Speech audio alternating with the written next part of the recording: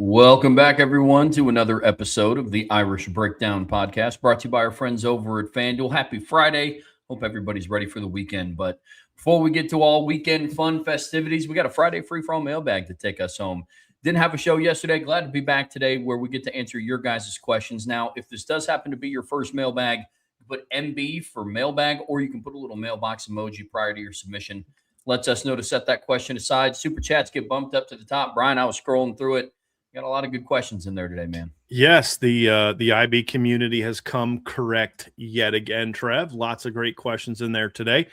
Already have a bunch of them started already. Obviously, over 50 at the start of today's show. So we better get to it, my man. Got Irish Invasion tonight. So hopefully the weather is good and we can be outdoors for that. Otherwise, we'll have to be indoors tonight. But yeah, a lot going on. Official visits start next week. We've kicked off at Irish Breakdown our sort of season preview period of this year. June and July obviously is geared towards season previews. We've already released quarterback and defensive end previews. We've released all the quarterback previews. I think we now have 3 of the defensive end player profiles out now.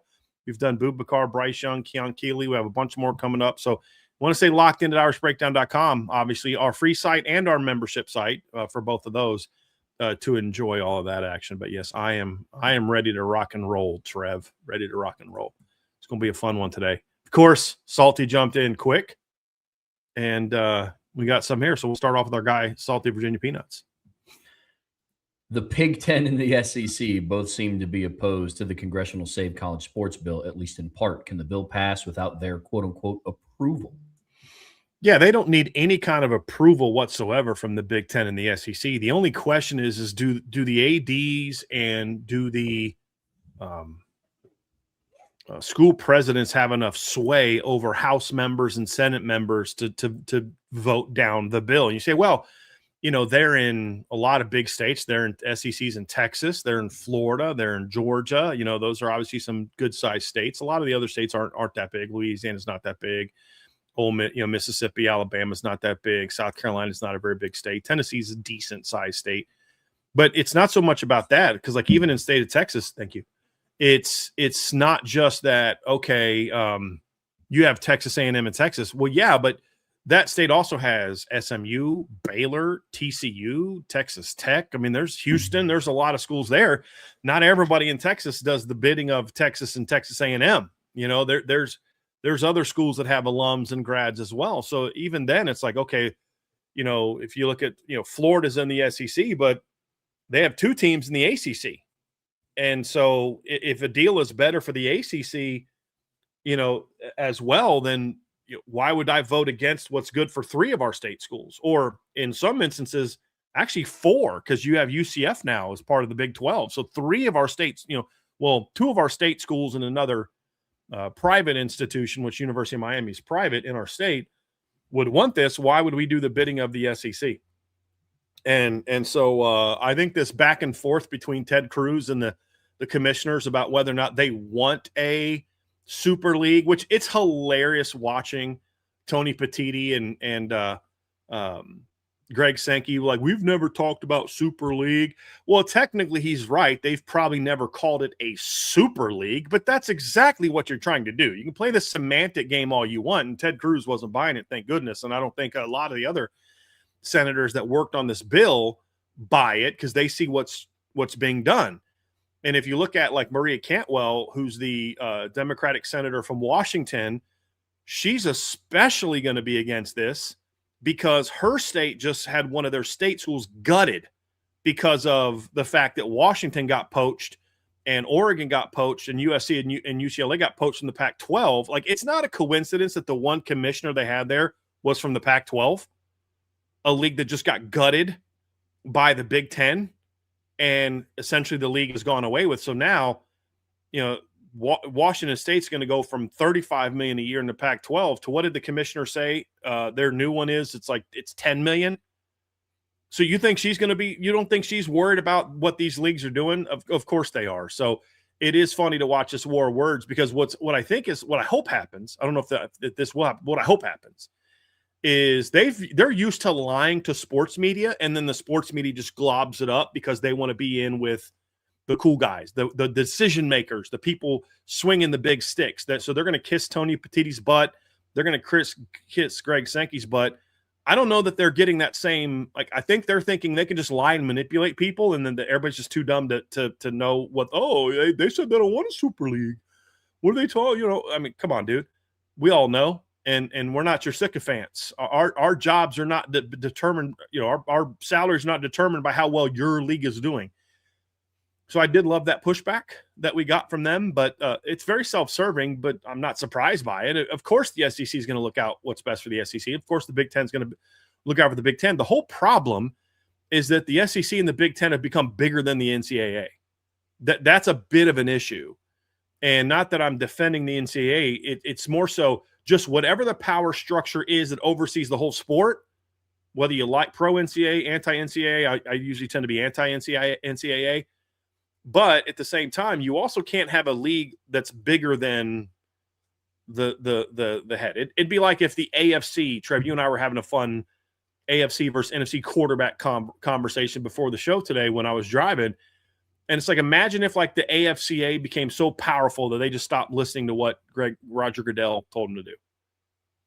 We'll just do whatever we want. We're going to do this. We're going to do that. And like the chaos that would ensue. Well, that's what's happened with college football, because the TV companies started working independently of the NCAA.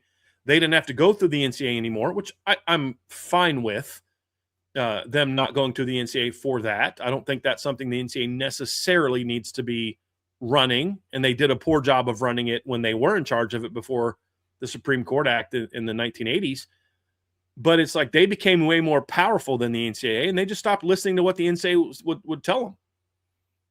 And so you're seeing this battle going on, and I'm very curious if people in Congress are going to kind of fall for it and allow their ADs or the Greg Sankey or whoever to kind of push them around, and then which AD in some of these big states or which commissioner in some of these big states has more sway.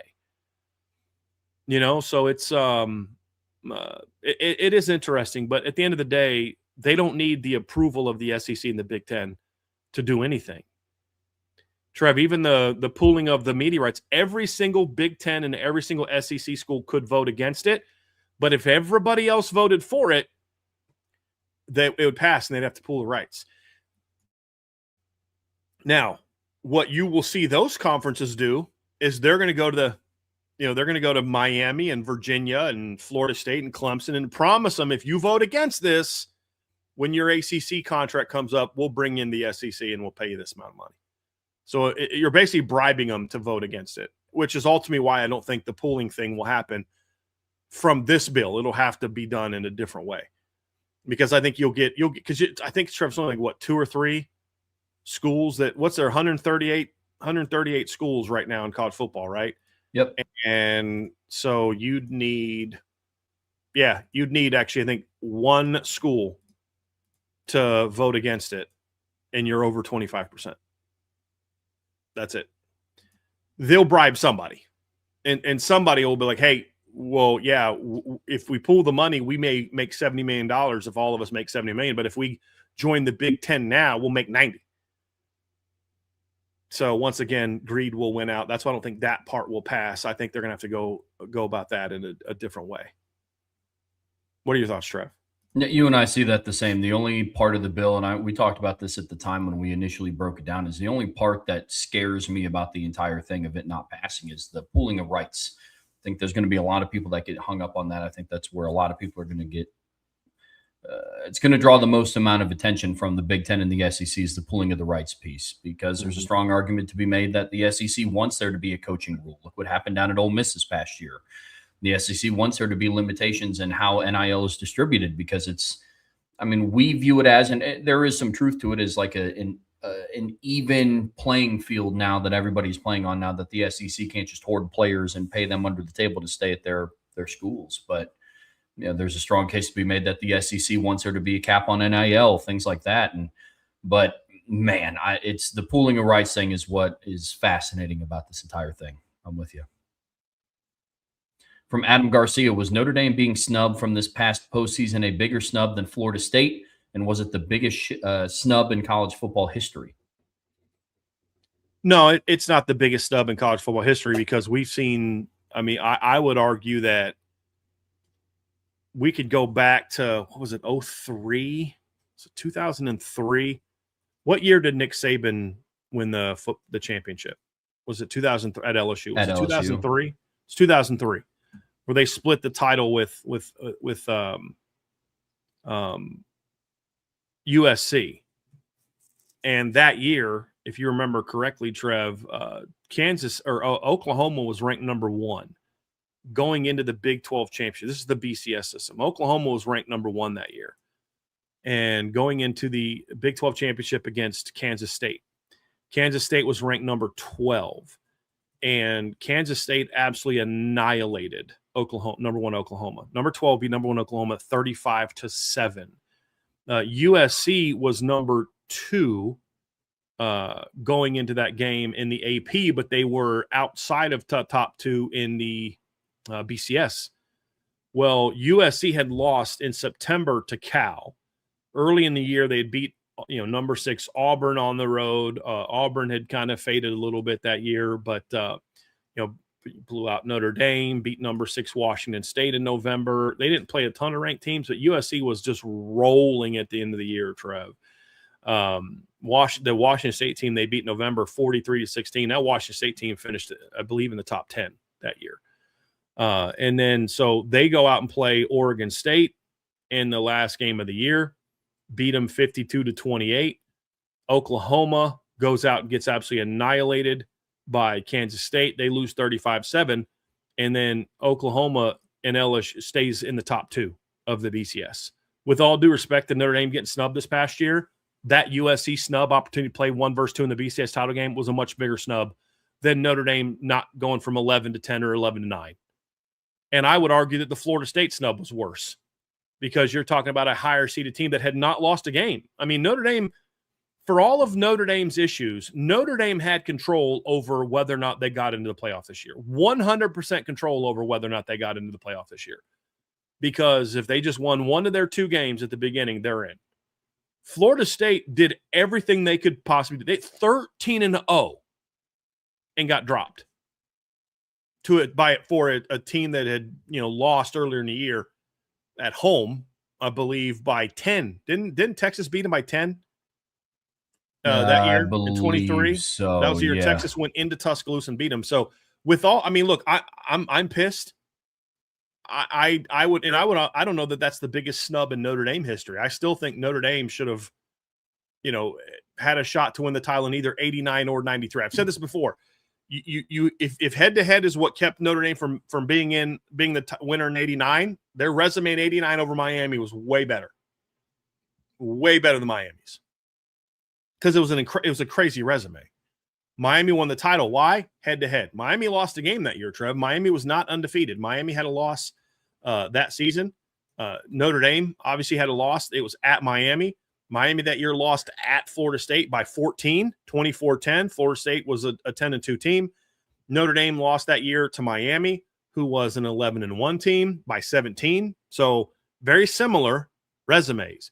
That year, Florida State beat Miami beat 2 ranked opponents. They beat number 14 Pitt, and they beat number 1 Notre Dame. Okay. Notre Dame that year, Trev, beat 7 top 15 teams. They beat number 2 Michigan, number 17 Air Force, number 9 USC, number 7 Pitt, number 17 Penn State, and then in the postseason, obviously beat number 1 Colorado. So if you're going to say, well, Miami won it for head-to-head, okay, cool, then Notre Dame got snubbed in 93. If you're going to say and make the case, which I think is a case that I find compelling, well, Florida State should have won it 93, even though they lost the head-to-head. They had a significantly better overall resume than Notre Dame's. Okay, cool. Let Florida State win at 93, as long as we then all acknowledge that then you have no case for Miami getting it in 1989 over Notre Dame, because Notre Dame has a significantly better resume. So there were far bigger snubs than what happened to Notre Dame, who didn't get to the 10 seed at 10-2. So yeah, it was the biggest snub of this season, but it wasn't even close to the biggest snub of all time. There were far bigger snubs of better teams, or let me rephrase, better resumes than what we saw Notre Dame have this year in their snub. Yeah, in college football history, no, it was not the biggest snub. It's more debatable with Florida State. I have a very tough time with those two snubs because I think we can all agree that both teams got snubbed from the playoffs. Notre Dame, it's tough because the Notre Dame Florida State comparison is tough. Florida State from 23 because Florida State had the resume to get in. But per some of the things that they evaluate, they factor in losses of key players and or coaches in their decision making. Allegedly.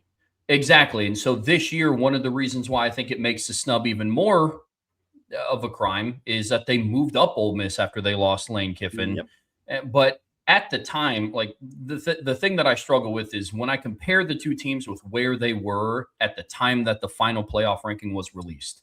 Notre Dame was much more primed to go on a run in the playoffs than what I thought Florida State was. That's what makes it so tough for me because Florida State, after they lost Jordan Travis, was just a completely different offense.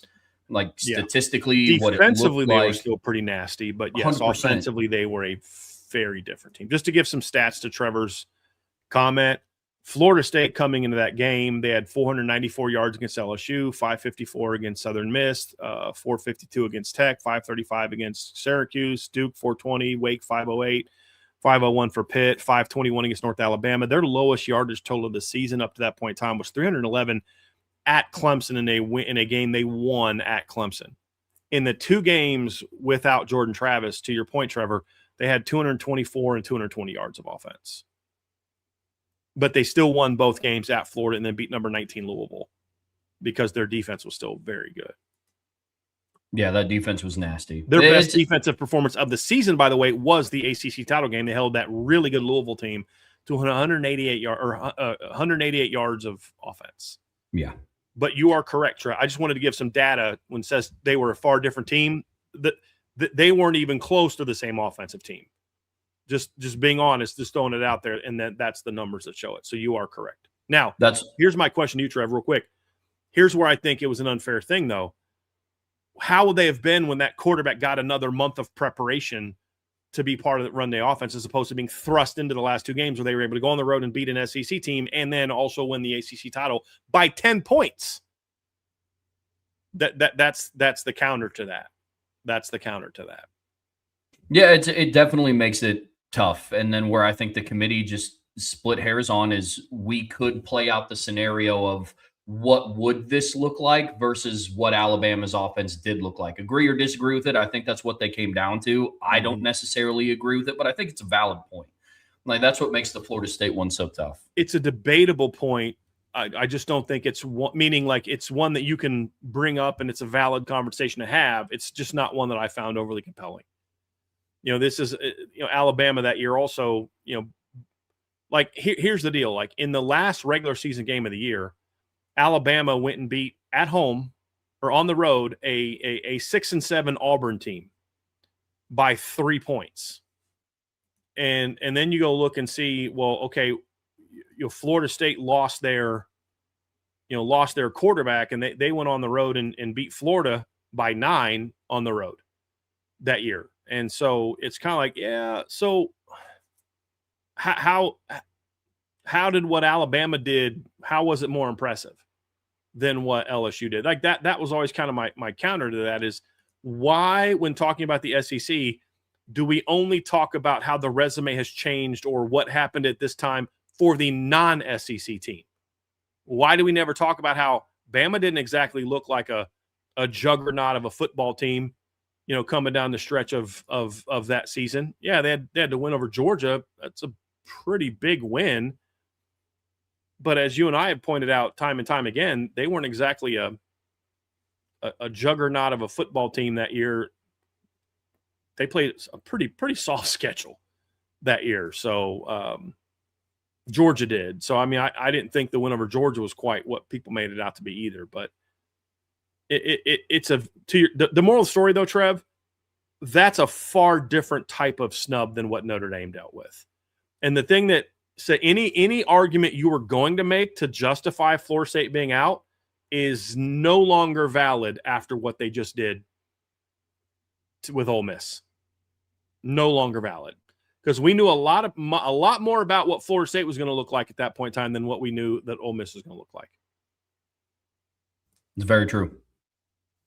because we've seen them play good and bad. Good and bad. Yeah, some of those early BCS games, like what was it? I think 0-1. Some of the I think it was Nebraska got beat in the Big 12 title game and still went on to play for the national title game. There's a lot of those kind of snubs in the BCS era, which is always laugh when people get mad about teams getting snubbed. Now we should just go back to the BCS era. Are we going to pretend like the BCS was some golden era of it always getting it right? Really, that's what we're going to try to pretend? That okay, sure. The one that gave us an LSU Alabama rematch of a 9-6 game from the regular season in 2011. That's what we want to go back to. We want to go back to an era where a really good USC team in 2003 got left out. A really good team in 2000 got left out. Like, oh, no. There's no golden era like that. No. Good start to the show today, Trev. Good, some fired up today. Agreed. From Aiden Benami, thoughts on the top 2 seeds getting to pick where they want to play round 2 and 3. About time we get some real life decisions here. I don't support that. I mean, like, if you get a pick, like, okay, here's the options, and if you're the highest seed, you get a, do you want to play in which of these 4 bowls do you want to play in? I'm okay with that. I think there's some merit to that. There should be some advantages to being the number 1 seed and number 2, number 3, number 4. I think whenever you're going to play games and, you get to a certain point where it's like, okay, you're number 1, you get certain privileges. So here's the 4 bowls you get to play in. You get to pick one. But if you're number 1 Georgia, you don't get to pick the Peach Bowl when the Peach Bowl is not an option. You know what I mean? Like that's kind of where I'm at. But and I'm good with that in the quarterfinals. I think once you get to the semifinals, you got your one cool thing. You got your bye. You got to pick your first round. Now this is just what we're doing. Yeah, same page. That's kind of how I look at. It's like their version of a home game, essentially. I understand why they want to do it if you get a bye in round 2 and you're a top 2 seed, but yeah, past the quarterfinals, it's got to be what the field is. Yep, good stuff. From Josh Buffo, the motivational business banker, what defensive and offensive player do we think will step up this year and have the biggest impact, and which one do we need to have step up? I mean, defensively, I think the one that needs to step up, maybe this is just fresh in my mind because we just put out a player profile for him, but it's Bryce Young. I mean, we've seen countless Notre Dame defensive lines before in the past that have like that one premier guy, and opposite of him is a good player, but they're playing on different levels here. If Notre Dame truly wants to take the next step and be the number 2 defensive line, like what Athlon Sports thinks they are, if they want to go win a national title like FanDuel thinks that they have the second best odds to do, they need another edge rusher to step up. Because we've seen teams before in the past fail at a bigger stage when they don't have a counterpart to their 1A guy. We saw that in 2022 with Isaiah Foskey. We saw that to a degree in 23 with Javonte Jean-Baptiste. He was a much more productive player, but just opposite of him, it was, Botello was hot and cold, and mostly cold. Yeah, exactly. Like Traore just didn't play that much as a true freshman because he was pretty raw when he came in. And then offensively, the one that Notre Dame needs to step up, by default, I'd probably say Will Black, because he's the one starter on offense, projected starter on offense that hasn't played a lot of meaningful minutes. I mean, even Aeneas Williams, who's stepping in for Love and Price, we've watched him in the CFP semifinals. If he just does what he does, we don't need him to be Jeremiah right or Jadarian Price. Just be yourself. Yeah, 100%. Will Black is really the only new starter. We watched Sullivan Absher start 5 games at the end of last year. So my offensive answer would be Will Black, and then on defense, it's Bryce Young. If you look at defense and you say, if everybody is basically just a normal year better version of what they were last year, except for one player, you can get one player to make a big jump. Trevor, I could make an argument about several players. I could talk, TJ McKinney, Christian Gray, Tay Johnson, Francis Brew, Tion Gray, Armo Mukum, Jason Onye, Keon Keeley. There's a lot of guys who would impact the team. There's no question about it. But I'm with you. I don't know that anyone's breakout would be more impactful than Bryce Young. And The reason that I say Bryce Young and not Boubacar, because if Boubacar just repeats what he did last year and then Bryce Young breaks out, that's one heck of a DN rotation. Whereas counter that, where Boubacar has this huge breakout, but Bryce and Keon are basically the same guy they were last year, it's going to be a whole lot easier for teams to shift their focus onto shutting down Boubacar. But if Boubacar is basically just the same as he was last year, and then Bryce breaks out, pick your poison on who you want to build your protection scheme around stopping. So I agree with that completely. Offensively, I think Will Black's a fine choice. I would have considered one of the receivers not named Jordan Faison, just because it's like with Jordan, if all I get is what he did last year, I'm good with that. Production wise, I think his game can improve, but as production wise, I'm good with that. I'd go with either Jaden Greathouse, just consistently being a breakout player, Mylan Graham, Quincy Porter, Cam Williams. I mean, you could pick a receiver not named Jordan Faison. And again, I say not Jordan Faison because I think Jordan already kind of had a bit of a breakout last season. Sure. I think you'd find a compelling argument there as well. As far as like it's hard for you to not pick the guy protecting CJ Carr's blind side. I get that. I just think if I was going to go anywhere else, because that was a great pick, I'd go with one of those receivers that I mentioned. Yeah. Would be another option. Agreed. From John A1 with a two-parter, D-line recruiting has changed. Notre Dame went away from the drop-end, big-end format to right-left. But is it really more package recruiting now? Pass rush specialist, Logan Thomas, tempo every down, Rodney Dunham, Boubacar Traore, and run-stop edge-setting Bryce Young and Aiden O'Neal. No, because it was that way then. When you looked at when it was the big end and the drop end, you got a guy that was more of an athletic, twitchier player, and then the other guy was more of a big end. He was like a power player. He was going to go to the strong side of the defense and those type of things. So it's not a whole lot different now. I think if anything now, you're getting less of that desire where you have to have different players. You could easily play two Boubacar Traores or two Bryce Youngs on the defensive side now. So the other thing, too, is the right-left doesn't necessarily mean Boubacar Traore can only play left end. It's when he's on the field for a drive, they'll have him stay at left end on base downs, but they could easily have him at right end the next side. It's essentially, John, what it means is just you want to have a set alignment, a set formation. Your motions and shifts don't cause you to have to completely shift the strength of your defense on the line.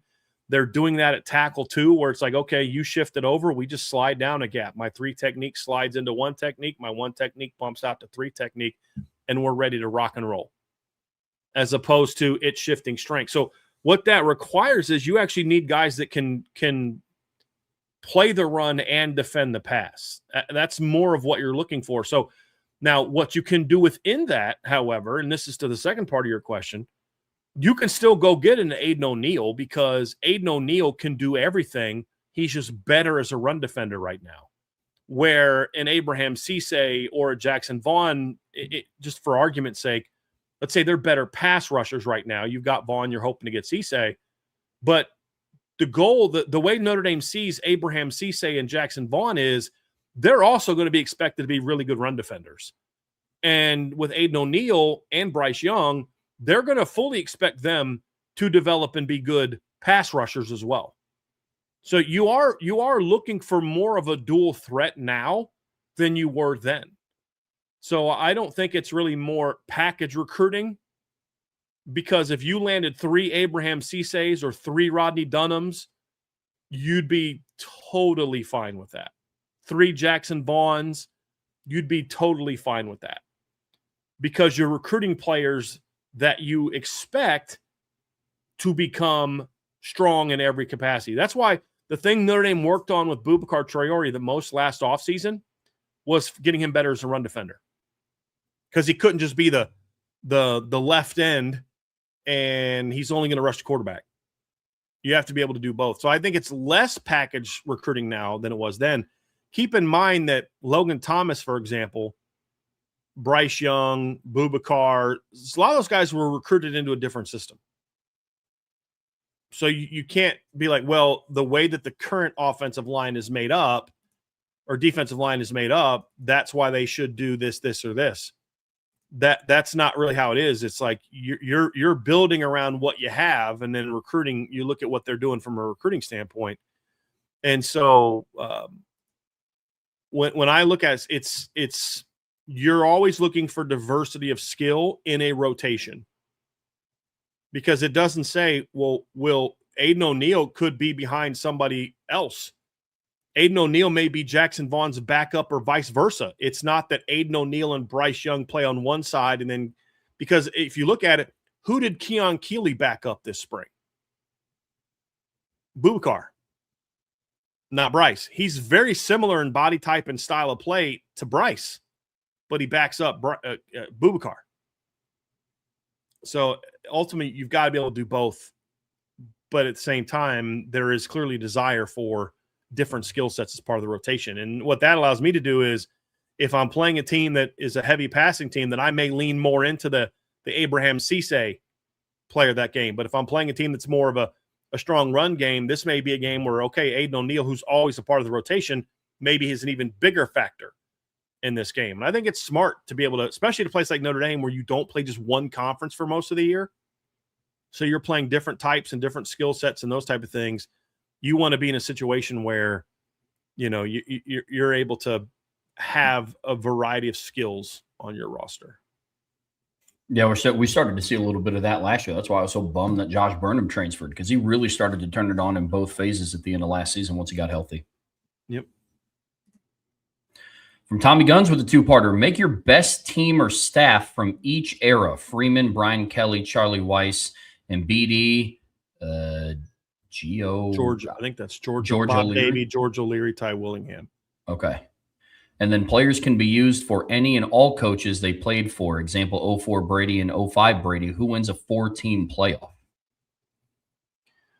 So you got to pick the best team from each era. So like the best Marcus Freeman team is, let's say, 2024. The best Brian Kelly team is 2018. Yeah. The best Charlie Weiss team would be 05. Yeah. And then the best, I mean, I can't use George O'Leary. He never coached at Notre Dame. Best Bob Davie team would be what? What was that? Is that 99 or 2000? I think it was it 2000 that they went to the Fiesta Bowl? And probably, yeah, it's 2000. That's probably their best team. Maybe, nah, you know what? I think the best Davie team was probably 98. They weren't ranked as high, but I think it was a better team. I'll go with that 98 team. And then Ty Willingham, 02. So that's B, 2, 3. So you got 5 teams there. The best team of that era, I mean, I'd probably say the 2024 team. We talked about this. Most big wins, played for the earned their way to the championship based on what they did in the postseason as well. Only team to win a New Year's Six game of all of this. Most explosive team would have been that Brady Quinn team. I'm not. He said, caveat: you may pick one wild card player and coach. Like Tommy, with all due respect, I'm not going to go through and I mean, like we do an hour long just picking players from the different eras, and that would be something that we would need a lot of time to prepare for. That's a very complex question to be able to. Here's the Ty Willingham All-Star team. Here's the whatever All-Star team. So I'll pick the best teams from those eras and say that the Bob Davie 98 team is probably the worst team on there. I think the 3 best teams on there, talent-wise, were probably 05 Notre Dame, 18 Notre Dame, and 2024 Notre Dame. The next pick, I'd probably go 02 Notre Dame, probably my next one as far as those top 4. But the tie team, or I mean, so what would it be? It would be Freeman's best team, Kelly's best team, Charlie's best team, and then probably Ty's best team over Bob Davies' best team would probably be where I would go. And then who would win it? Trevor and I did a ranking of the best teams, and 2024 is the team we rank as the best. Having said that, that doesn't mean that 24 would necessarily beat in a matchup all those other teams, because football is still a game of matchups. And I'd be very curious to see that 24 team against the 2018 team. And I'd also be very curious to see that the 2018 team go against the 05 team. That offense against that defense, that would be a lot of fun to watch, Trev. That'd be a ton of fun to watch. So I felt about the 05 offense versus the 24 defense. Charlie Weiss versus Al Golden, Samardzija versus Leonard Moore. You'd have Drake Bowen running with Anthony Fasano. I mean, like that, dude, there'd be fun. There'd be some nasty matchups. Mm-hmm. Yeah, that'd have been a lot of fun. A lot of fun. From Joseph Parr, do you think the way Charlie Partridge has a reputation of being really detailed in the way he teaches D-line will make the D-line more effective at putting pressure on the quarterback with 4 than in years past? I think it's possible. I think that's the expectation. I think it's very fair to say that's the expectation. It's, Al Washington did a really nice job of teaching guys this is how to play football, right? Using proper arms, leverage, technique, stuff like that. What you're bringing Charlie Partridge in is to take it to that next level. So we've talked about, you get it to a certain point, but now somebody else has got to take you over the top. And I think that's what the expectation is for what Charlie Partridge is going to do. It's like, you got your undergraduate degree under Al Washington. Now you're going to get your master's under Charlie Partridge. That's essentially the best way that I can explain it. With that in mind, I do think that is the expectation being that they will become a team that gets a lot more pressure on the quarterback. Will it be like the teams he had at Pitt? I don't know. That team also blitzed a lot. It wasn't just the front four. So we'll see how much Chris Ash adapts to that aspect of the defense. Same page. I'm going to ask you this one, Trev, see if you have some thoughts on this. This is from our guy, Brandon Gilbert. I actually love Stanford's offense during their intellectual brutality era. Why did they go away from that? And do you think a program can be that successful running a system like that now? Some of it is just to set the premise while Trev is about to answer this. This is the end of the Harbaugh, beginning of the Shaw tenure that I think probably ended in 2015. So I'd say like 09 to 15. So the Toby Gerhart era to the last healthy year of Christian McCaffrey. That would be what I would consider that era. Some of it, Brandon, is they just stopped being able to get the guys to do it. Honestly, their administration stopped being able to support the football program and really stopped wanting to support the football program. But to be able to run that type of system, you need a certain type of player, and they just weren't able to attract them out at Stanford. I mean, the run of running backs that they went on was just insane.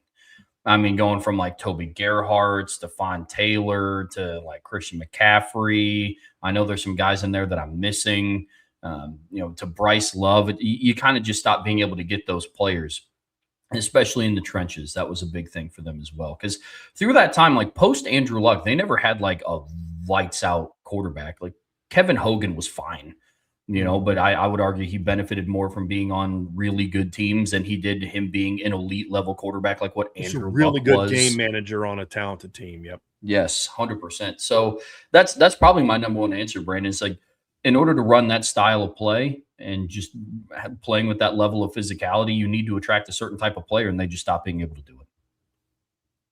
I think there was a shift in how the game was ran. You started to see schools doing more early enrollees. You saw recruiting getting sped up, guys making decisions a lot earlier, and Stanford didn't adjust, and that hurt their ability to still get players. I also think that David Shaw didn't quite have the same drive, in my opinion, because like you can't say what all of his success was built on the back of Jim Harbaugh. Well, he was Jim Harbaugh's offensive coordinator. So, I mean, he was there for that success. And unlike Larry Coker, who had 2 really good years, and then it was very obvious in year 3, by year 4, they were not the same program. Stanford was still pretty good for 4 or 5 years after Jim Harbaugh left. I mean, 2017, didn't they have a 2,000-yard running back in 2017? And Bryce Love, or did he do that in 20? All right, it was not 17, not 16? Yep, 17. So now the team wasn't as good in 2017, but like they still ran the football. I think Trevor's correct. The changes in the way recruiting was happening, combined with the fact that Stanford not being willing to adjust as an institution and not commit the resources to growing as staffs grew and people started getting more off the field jobs and roles and things like that and building those staffs, and Stanford just wasn't keeping up. It made it a lot harder for them to be successful. I also think that Notre Dame getting really good helped in that as well, because then Notre Dame was able to start winning some of those recruiting battles against Stanford because Notre Dame was willing to bring in more early enrollees. They were more willing to make earlier decisions.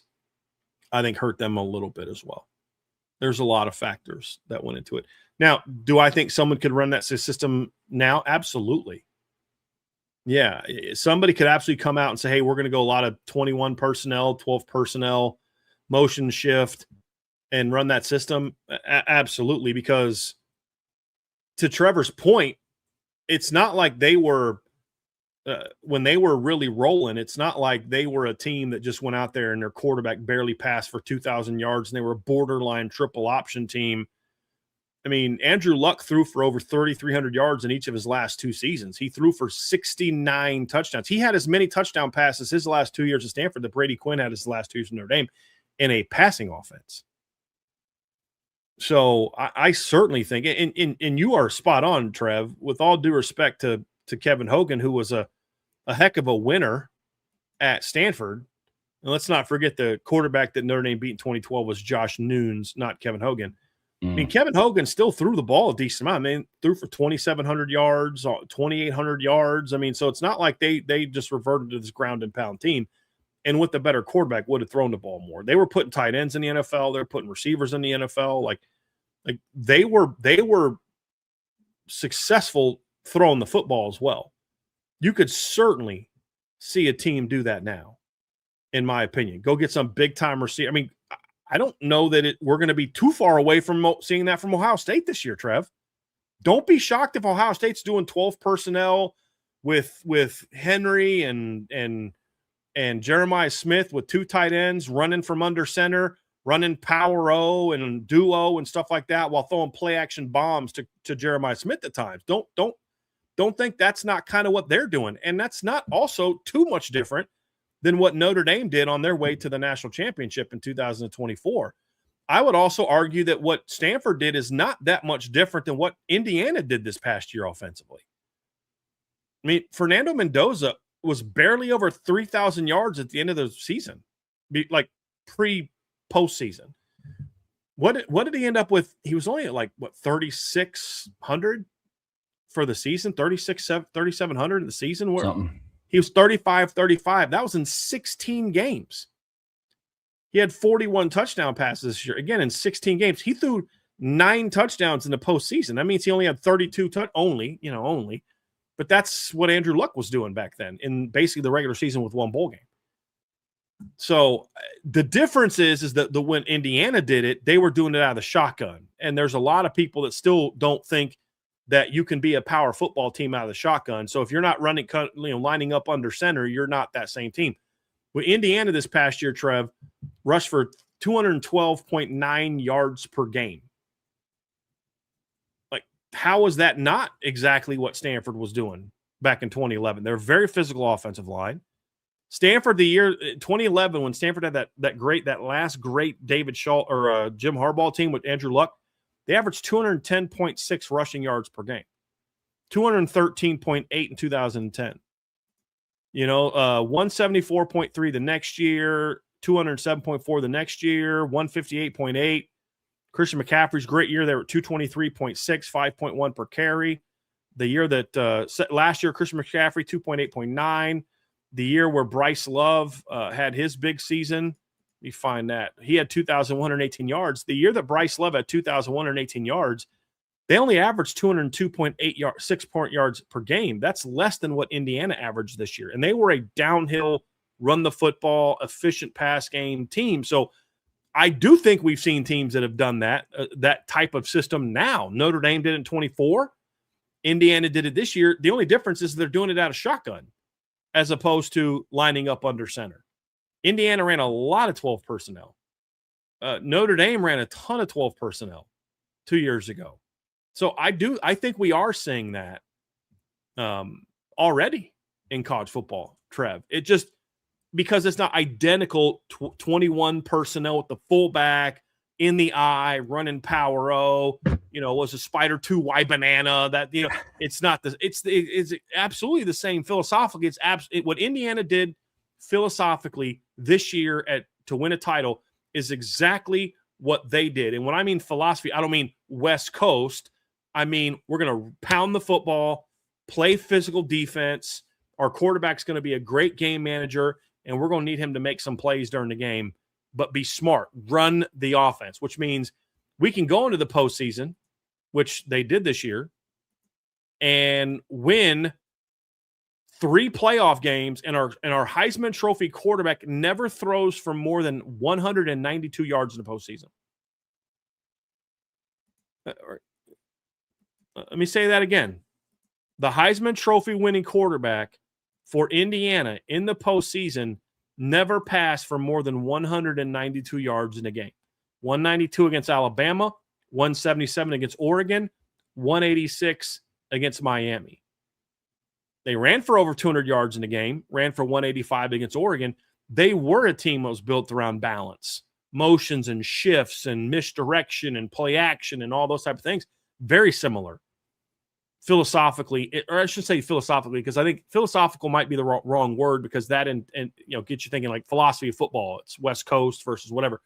Stylistically, I think is a better way of saying it. Stylistically, they were very similar to what Stanford was in those great eras. So I absolutely think if you recruit the right way to it, you can. Because I could bring a Jeremiah Smith into a 12 personnel offense and say, hey, bro, you're going to be a 80 catch, 1,300-yard guy. So, yeah, I think you could absolutely do that in the way that Stanford did it, the way that Indiana did it. It's a Friday free-for-all mailbag here on the Irish Breakdown podcast, brought to you by our friends over at FanDuel. And off to a really hot start today. Some great questions to get us started here. Yeah, we have a recruiting question for Bobby S. If you had to predict now, will the 2027 class be as good as the 26 class, a little better, or a little less? Well, see, Bobby, this is why you need to be on the message board, because I did kind of do a final class prediction the other day. It's early yet. We need to see how things go on official visits. But if I had to guess, I think the 27 class will be on par with the 26 class. I think it'll be a little better in some spots, not quite as good in other spots. So, yeah, I think you're going to be very comparable at certain positions. You're going to be comparable at running back. You're going to be comparable potentially on the offensive line if you finish strong. Comparable defensive line, maybe one more guy. Comparable at corner, maybe not, comparable. Not as good, in my opinion, tight end, because, 2 versus 1. And even if you get a second tight end, it's not going to be as good as Ian Premer. The receiver class is different, 5 versus 2, but the 2 is pretty much by design. They may get a third, but it's by design because they did 5 last year. Overall ranking, I don't know where it's going to be ranked. I'm just telling you right now, if you get the 2 combined, there's parts of the 27 I like, parts of 26 I like more.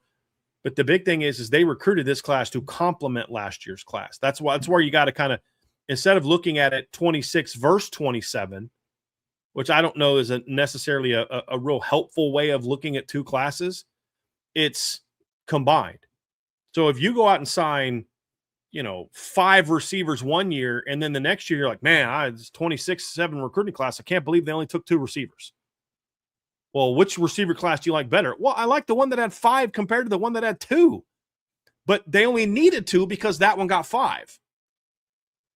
You know what I mean? So it's not an either or. I like this one more. It's how are they combined? That's why when I do my 2-year grades, it's not comparing 26 and 27. It's putting 26 and 27 together and saying, who recruited better than this? That's more of what it is for me, Bobby.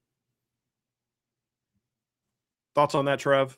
Because I think we do get into this. Which one's better? I don't care. They're on the same freaking team. What exactly? Whether you do it with classes, individual players, it's one, you're going to need both of them, and two, you have to evaluate the classes together for the team that they're going to be going into, not which class is better. Because let's just play this out hypothetically. Let's say you think that the 27 class is better than the 26 class. You're still going to need the 26 class to achieve the ultimate goal, which is of winning a national title. I'm with you completely. It's not which one do we like better. I think this class, because then that is where we as fans get into well, I want this guy from this class to start over this guy from this class to start because I think this class is better. And we get into an argument where we just don't need to. There's some people that think the 23 class is better. There's some that think the 24 class is better. We've talked ad nauseum this offseason about you're going to absolutely need both of those classes if they're going to win a title this year. You're going to need guys like a Don Schuler and Drake Bowen, guys like that from the 23 class to win a title. You're also going to need CJ Carr and Leonard Moore and Gerby Lambert and players like that from the 24 class. I don't think it has to be who's going to be better. So this is I want to get to this one, Trev, because this is at the bottom, but it is from a first-time person. So I wanted to bring it up. It's from the real Aaron, which, by the way, just immediately jumps you up in one of my favorite names. He says, first-time submission, long-time listener. Thank you, the real Aaron. Appreciate you both. My escape from the real world. I appreciate that. Can you two create a coaching staff from former Notre Dame coordinators and position coaches? Thank you. Go Irish. So we'll get this about once an off season, and it is fun. The reason it's kind of fun to do this is because there are sometimes evolving coaching staffs. Like, if you would have asked me this question in 2011, my answer would be a whole lot different than it is now because there was no Harry Hiestand to pick from back then. I've said before, I don't ever pick Joe Moore in these conversations because I don't really remember Joe Moore as well. I wasn't breaking down offensive line play at 12 years old. So I'm going with Harry Hiestand there. If I'm going coordinator, I mean, look, I think that's kind of a no-brainer. Yeah. I mean, what coordinator set the Notre Dame record in yards per play? It's Mike Denbrock. Whose record did he beat? His own. You know what I mean? So, like, that's a no-brainer. Defensive coordinator is going to be very different for you than it is for me. I'm going Barry Alvarez for mine. If I had to pick someone, let's say from 2000 on, that would get a little bit tougher. I'd probably go with Mike Elko, but you're in a win-win with Elko, Lee, Freeman, Diaco. Like, there's a lot of great options from that era. Brian Kelly did a lot of things that I didn't like, but there were things he absolutely did well. And a lot of times he doesn't get the credit for the job he did hiring defensive coordinators because of how bad Brian Van Gorder was and because he refused to fire him until Jack Swarbrick made him fire him. Outside of that, his D coordinator hires were home runs. Diaco was a home run hire because, remember, they were terrible on defense when Brian Kelly came along, and Bob Diaco got them turned around pretty quickly. They didn't lose a lot of games in 10 and 11 because of their defense. They won games because of their offense and special teams and head coach. You could deal with him. You could go with Mike Elko, did a great job in his 1 year. Clark Lee did a great job in his, 3 years. Marcus Freeman did a pretty good job in his 1 year here. Al Golden did a pretty good job in his 3 years at Notre Dame. I'd probably go with either Elko or Freeman. But since I'm going to since I'm going to go with Freeman as my head coach, because let's stick it to 2000 and beyond. Let's do that.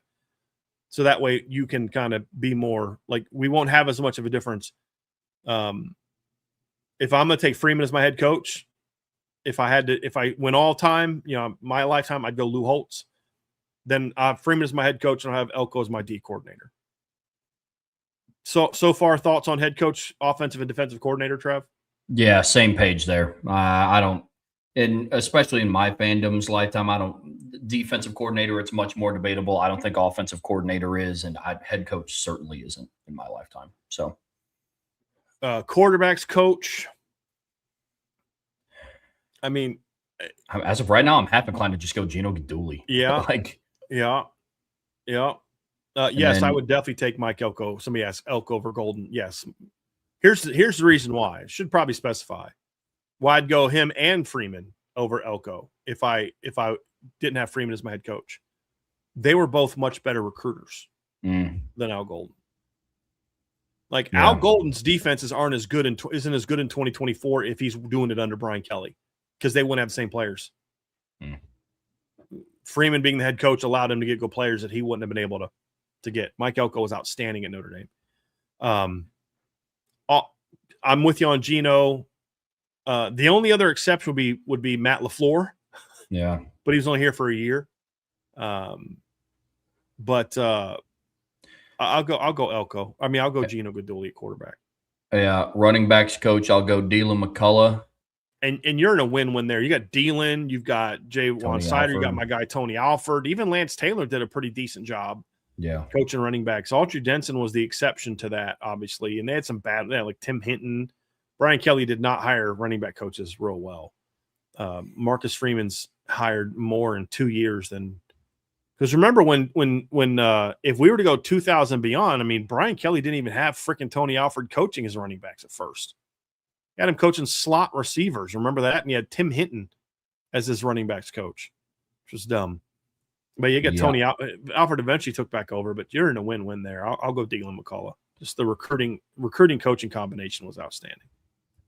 Wide receivers is tough. I'm half inclined, if it makes the 2000 cutoff, I'd probably say Urban Meyer. Yeah. Since you were technically born before then, I'll allow that one to go. I'll allow that one to go. I'll go because Urban was here at Notre Dame until 2000.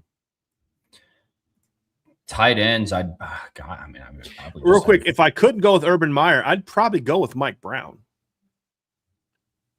You know, he's a good position coach. Just want to see him take another step. Sure. Yeah. Tight ends, obviously you got Mike Denbrock's going to coach the tight ends. Offensive line's an easy one. It's Harry Heastan. It's a no-brainer. Yep. D-line. All right. Elston. Yeah. Okay. Can I cheat and say Charlie Partridge?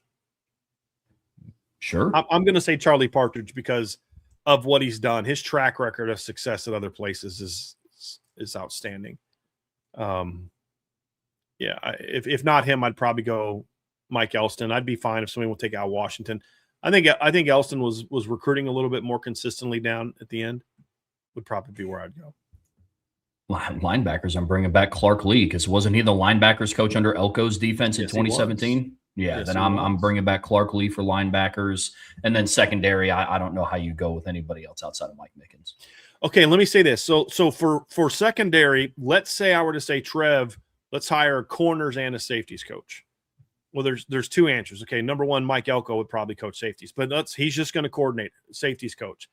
That's where I think you can have a fun conversation, because there's some guys, the late great Bob Elliott is someone that you could contemplate. Chuck Martin, someone you'd want to consider. So there's some interesting ones. But yeah, I'm with you. I would have Mickens coach the entire secondary, and then Elko obviously is going to help out with the safeties in that regard. Special teams coordinator, this is another easy one. It's Brian Polian. Would never be mentioned, hired by me. I just had to say that. It's Brian Mason. Yeah. Yeah. With all due respect to Marty Biaggi and some of those other guys, it's Brian. Brian Mason was a dude in his 1 year as special teams coordinator. Yep. Agreed. Yeah, that's where I'm at. If I had to hire a tight ends coach, Leahy CM just said it. I would. If I had to hire a tight ends coach, it would be Jared Parker. Yeah. Yeah, it would be Jared Parker. Yeah. And Archer said this feels like an indictment of the last quarter century of coaches if you're picking a guy who hasn't even coached in a single game for a team yet. It depends on how you look at it, Archer. As I said, why did I pick him? I picked him based on his track record. It's like you do this all the time. Whenever we talk about a new Ohio State coach, you then sit there and defend how great of a hire it was because of what the guy's done at other places, right? So why can't we do the same? I'm talking about a guy that's produced how many first-round draft picks, is recognized as one of the best in the game at his position. So why would I not want to go with that? He's, I think Mike Elson did a really nice job. He built the 2018 defensive line. Him and Keith Gilmore combined to build the 2018 defensive line. A lot of the excitement we have about the 2026 team was built on a defensive line that Al Washington did a lot to build. So it's not an indictment of those coaches at all. It is nothing but I think Charlie Partridge is one of the best in the business. We've been asked this question, and we've said it's a possibility. Could Charlie Partridge do for the defensive line what Harry Hiestand did for the offensive line? It's possible. If he stays here long enough, it's possible. Yeah. So it's not an indictment of anyone. It's a praise of how good I think Charlie Partridge is. That's where it comes from. From Florida Irish, am I the only one after rewatching last season? I can't help but feel we're better off having not made the college football playoffs last season. The O-line injuries and horrible kicking game would have caught up to us. Maybe eventually, but I don't think it happens in round one. I mean, maybe in the semifinals or title game, maybe. No, and I get where you're coming from. I'm still not that. I just can't wrap my head around that mindset of I'd rather not be in the playoffs because I don't want to lose. I'd rather take my shot. Because is the injuries on the O-line and the horrible kicking game any different than how we felt about the team going into the 2024 playoffs? No, and I'd be willing to trade even higher levels of recruiting success about making back-to-back playoffs and potentially winning another New Year's Six Bowl. I've yet in my lifetime yet to see Notre Dame win back-to-back major bowls in back-to-back seasons. Yeah, I would much rather have the opportunity at those things than maybe not have a bad kicking game on display. Are you the only one, Florida Irish? Probably not, but we do not share the same opinion. I would have. Here's the other thing, Florida Irish, is if those things did get exposed, good, because that means now you know things that you have to address as the head football coach that offseason. Sometimes when you don't get a chance to get exposed, you don't realize that something's necessarily as big of a problem as it is. Yep. So, and that could be a twofold problem. Like, well, man, like our defensive line constantly struggled against our offensive line in practice, and we were shocked. We thought we had a great offensive line. We went to the playoffs, and we got dominated on both sides of the ball. Well, that's because neither one of your lines were really actually that good, and nobody could expose it till then. So I think that's the other benefit is even if there were some of those issues, well, now it just heightens the need to fix those things. And the injuries on the O-line weren't what would have concerned me in the playoffs. It was two of the three guys that remained healthy all season. It was Anthony Knapp and Emil Wagner at tackle. And even then, those are both your starting tackles when you made your run in 24. It's just that would have concerned me more than the injury. Sullivan Absher at the start of the playoffs would have been going into start number 6, and Joe Otting would have been going into start number 7. So I mean, Joe Otting, just with the regular season, started the same amount of games in 2025 that Ashton Craig did.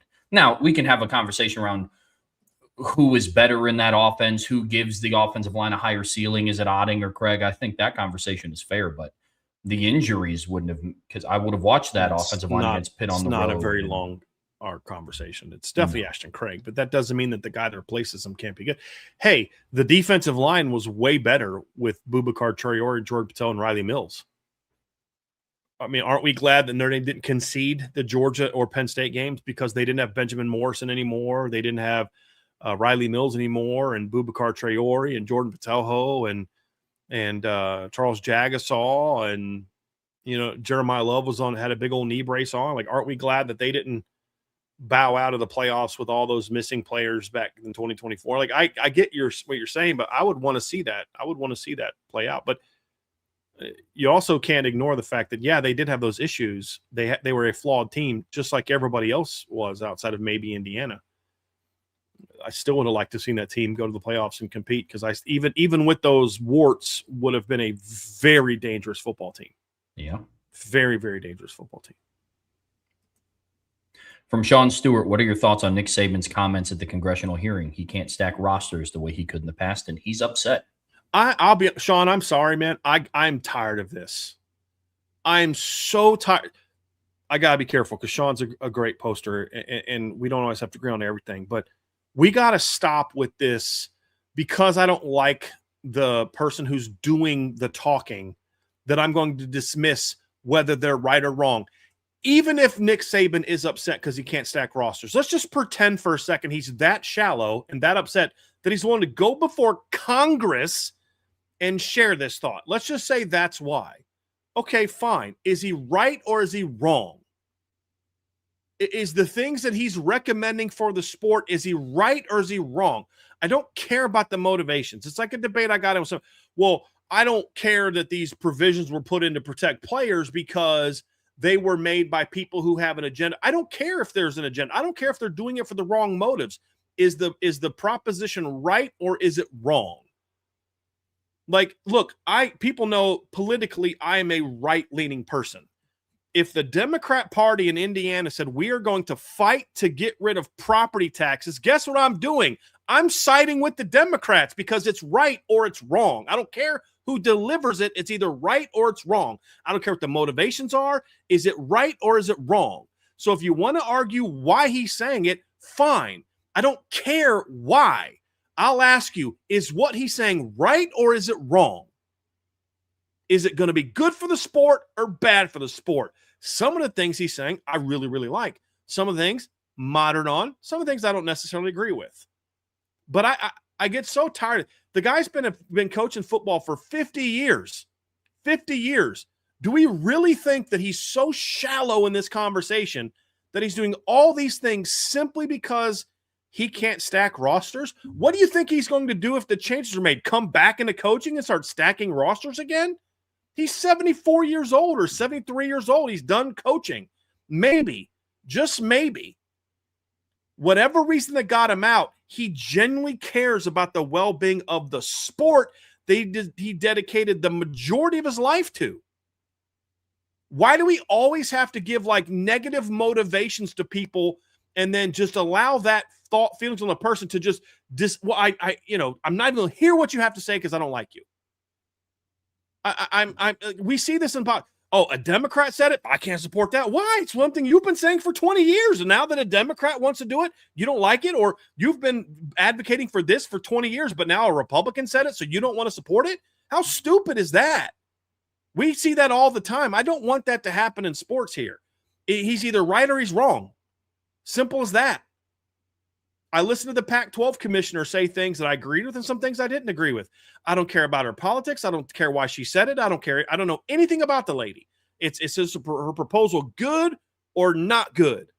Is it going to help or not help?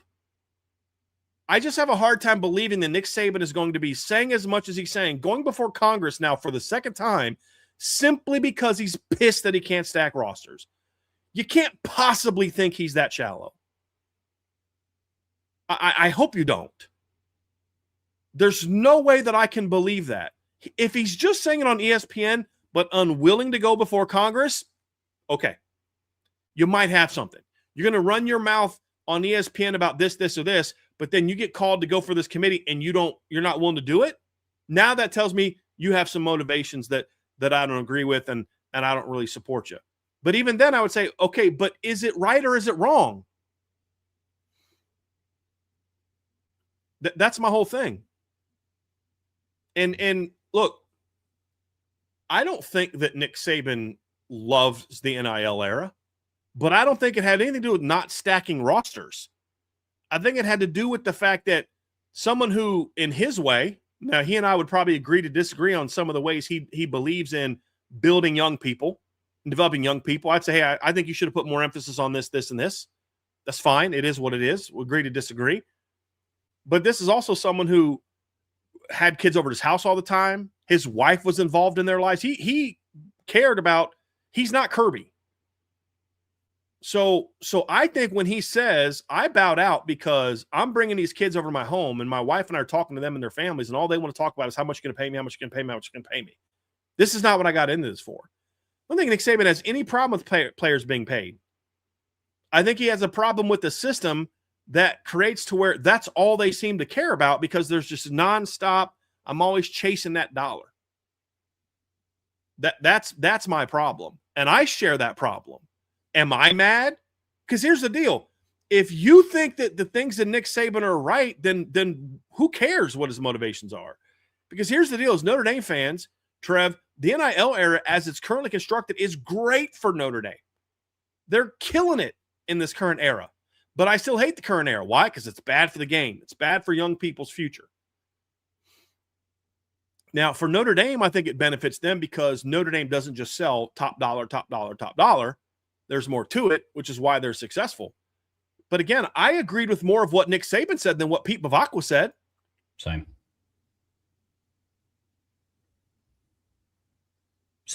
page. I mean, look, the other part too here, and Sean, I understand like the snarky point you're trying to make here. I get it, but like Nick Saban is also not doing the stacking of the rosters. He doesn't coach anymore. Like he's not an active coach that's going and sitting before Congress and trying to plead for things that would solely benefit him or solely benefit Alabama. Or it's just not that. I agree wholeheartedly with everything you said, man. I just get frustrated with this notion of, well, if I don't like this, I don't like the person doing the delivering. Now it's not like, okay, so if some serial rapist wanted to kind of give morality on something, dude, I don't want to hear a word you have to say. We're talking about a guy that paid people under the table to come play for him in football. I don't like it. And I love when people take shots at him for it, because there is some hypocrisy there. But is he right or is he wrong? And somebody said, my only pushback is Saban doesn't call for coaches' salaries to be capped. I don't think coaches' salaries should be capped. They're employees of the state. They're employees of the institution, not players. Number one. Number two, that's not in the bill. He's there to talk about the bill. Nobody asked him, should coaches' salaries be capped? You don't know. I don't believe you know what his opinion is on that. I haven't seen him comment on that. So why should he go in before this hearing where he has limited time and start talking about things that aren't even in the bill? That's something you do behind the scenes. But again, I don't believe in capping salaries for coaches. I don't believe in capping salaries for NIL either. So I'm not going to ask for him to do that. Is the message right or wrong? Who cares if the sender's not perfect? Is the message right or is it wrong? That's all I care about. From J. Melvin Bryan, when Jaden Bryant flipped to Miami, LSU people were saying the staff liked Abraham Cisse more than Bryant and more than KJ Green. Is Cisse the second best edge in the class behind DJ Jacobs? J. Melvin, they say that because that's the guy that left. If Abraham Cisse signs with Notre Dame and Jaden Bryant would have signed with LSU, do you really think they would be saying that they think Abraham Cisse is better than Jaden Bryant? Honestly, come on. Like, people say that all the time. I don't care what they say. Is he the second best edge in the class? He's in the conversation for second best edge. I think he's in the conversation for best edge upside wise. I don't think it's a given that DJ Jacobs is better than him upside wise. I think you also have to say, do you count Jalen Brewster as a big end or do you count him as a D tackle? That's also part of the conversation. But of course they say that after he flips. Do you have anybody? Send me the screenshot of someone from LSU saying that before he flipped, and then I'll believe it. I don't care what people say. Notre Dame people do this all the time. Well, I mean, I know for the last year I've been saying that so-and-so was a must-get player, but now that he's going somewhere else, he's not really that big of a must-get player. You know, I actually I never told you guys this before, but I actually like so-and-so better. Not wrong. From Riley Erdman, if we beat every team convincingly except for Miami and BYU and SMU finish in the top 25, are we a guarantee to get in the playoffs? P.S. I think we beat Miami, but one can only hope. I don't care if the other 11 teams are all unranked. Notre Dame is in the playoffs 11-1. That's not even a conversation. The only conversation would be, where will they be ranked? There's a world in which, because how do I know this?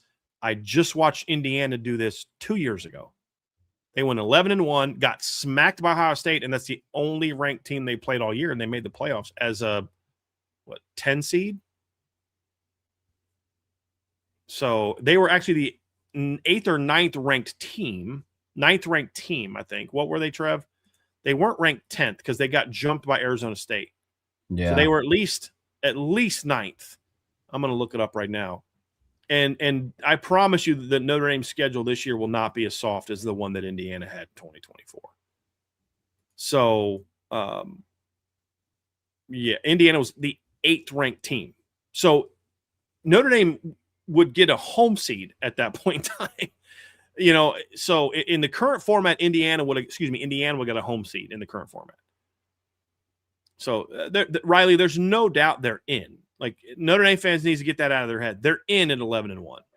They're in. Yeah, I agreed. And I'm with you. One can only hope they beat Miami. Right now, FanDuel has them, I think it's 6.5-point favorites, which we'll see if that plays out. But I'm with you. If Notre Dame is 11-1, they'll be in. Yep. Irish for Life 99, in or out on pineapple on pizza. Okay, this isn't that show. That's the night show. They do in or out. I'm out, sell, false, under, all of it, whatever you want to pick for pineapple on pizza. My wife loves pineapple on pizza. One of her favorite pizzas is a chicken barbecue pizza with honey and pineapple, and that just makes me want to barf. But no, I can get why people would like that. I just can't do it. I'm impartial. I don't have a hard stance either way. Like, put it this way, I have never ordered it for myself, but if somebody offers me a slice of pizza with pineapple on it, I won't push the plate away in disgust. It's kind of just where I'm at. It's just. Are you kind of one of those, you'll kind of you're able to eat anything? You may not love it, but you can kind of eat anything. Is there like any food that you're like, dude, I just cannot? Beyond something retarded, like crazy, like, okay, I can't eat, vinegar, vinegar based, or pig's feet or something. I mean, who knows? But yeah, my country family likes pig's feet. But I mean, I'm just like, I'm saying, like something bizarre. I have a pretty high threshold for food. Outside of anything just absolutely crazy, I'll eat just about anything. Okay, must be nice. I can't. I literally will, if I don't like a food. I can't eat food I don't like. Can't do it. It sucks. I wish I was that way. Very jealous. Very jealous. From Beezer12, Washing Beard. Based on who we think will be a preseason top 10 team, what team do you think is most likely to finish unranked? So let's pull up ESPN's most recent top 25. Trev, they had their spring update in April. So you got Ohio State number 1, Oregon number 2, Georgia 3, Notre Dame 4, Texas 5, Indiana 6, Miami 7, Texas Tech 8, Ole Miss 9, Texas A&M number 10. My answer for that is easy. It's Ole Miss. Yeah. I don't think I had them in my top 25. I don't think you did either. I don't think either of us had Ole Miss. I might have updated them after Trinidad was coming back and put them in the 20s. Maybe. I don't remember. But I know we didn't have them in our top 25 that we did. So either none of us had them or only one of us had them in the top 25. Yeah, of the field of the top 10, I think Ole Miss is by far the number 1 choice. And then if Sorsby's not able to go at Texas Tech, I'd say they are the second choice amongst the field. I'm not willing to bet that they're not going to be unranked. But of those teams, I would say that's the 1-2 that I would go with. You said Ole Miss and who? Texas Tech, especially if Sorsby can't play. Yeah. I just think their schedule is such. Sure. That if Texas Tech had Ole Miss's schedule, they're probably going to finish unranked. But their schedule is, they'll go 10-2. Oh, 100%. Yeah. From Daily Comments, resident Miami fan in the chat, buy, sell, hold.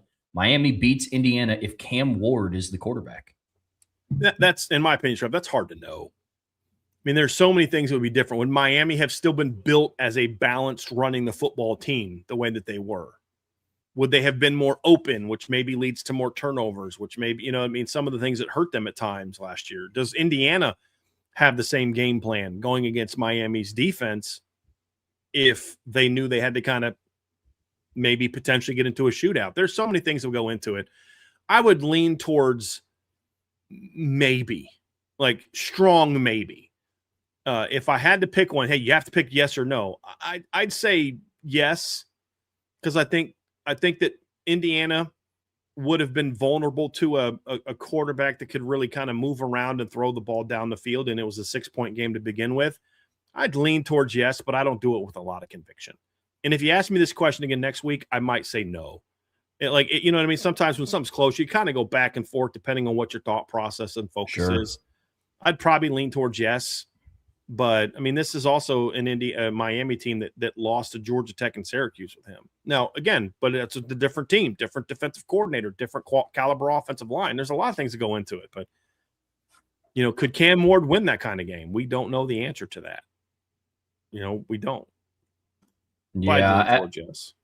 As of me today, because I'm with you, your answers can change on questions this close. But right now, my gut says sell. And I'm selling it for the same reason why I sold some of the submissions about if Notre Dame had insert player here, they beat Ohio State in 2024. Could they have? Maybe. But does Ohio State game plan differently? Do they have as much success running up the middle? Do they attack Christian Gray a little bit more if they had Riley Mills? I don't know the answer to those questions. Maybe, maybe not. I can confidently say with certain players, the Notre Dame-Ohio State game would have been closer. I think if they had Riley Mills, I don't know if it's ever 31-7. But I can't say if they would beat him or not. And I look at this one the same way. Sorry, go ahead. No, you're good, man. I look at this one the same way. Could they have? Potentially. I don't know what Miami's offense would have looked like. I couldn't have told you. I don't know if Mark Fletcher would have had as big of an impact. I don't know if they would have formulated as strong of an identity in the trenches offensively if they had a guy like Cam Ward. So it's all to varying degrees. That, and I don't know what Bryant Haynes would have schemed up against Cam Ward. I don't know if he would have heated him up. I don't know if he would have sat back. A lot of moving parts. They would have game planned very differently. Yeah. So, yeah, and I think Notre Dame would have beat Ohio State in 2024 if they were fully healthy. But then the argument is, well, okay, are you the only ones that get to be fully healthy? Do they get Josh Jackson back at tackle, which then moves Donovan Jackson inside the guard?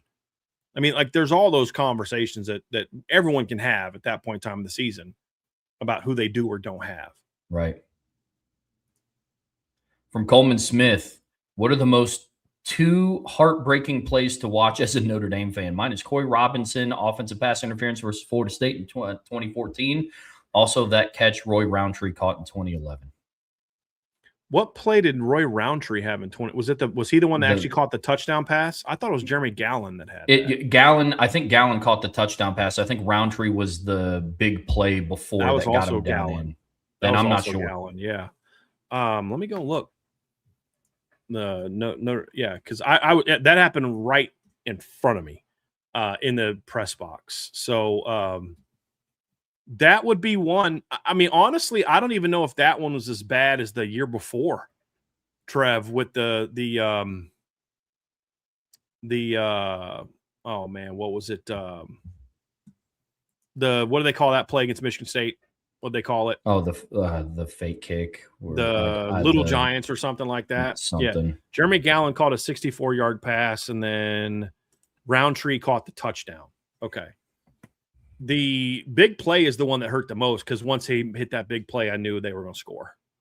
Like that was kind of Notre Dame was shook on that play.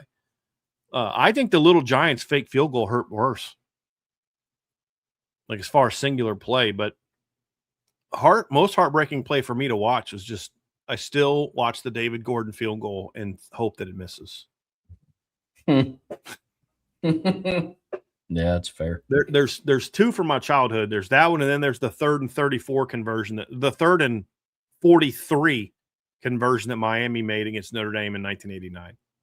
That sparked that comeback or sparked that win for them. That's tougher. I think. Let me think. So the two toughest of my lifetime, David Gordon's field goal and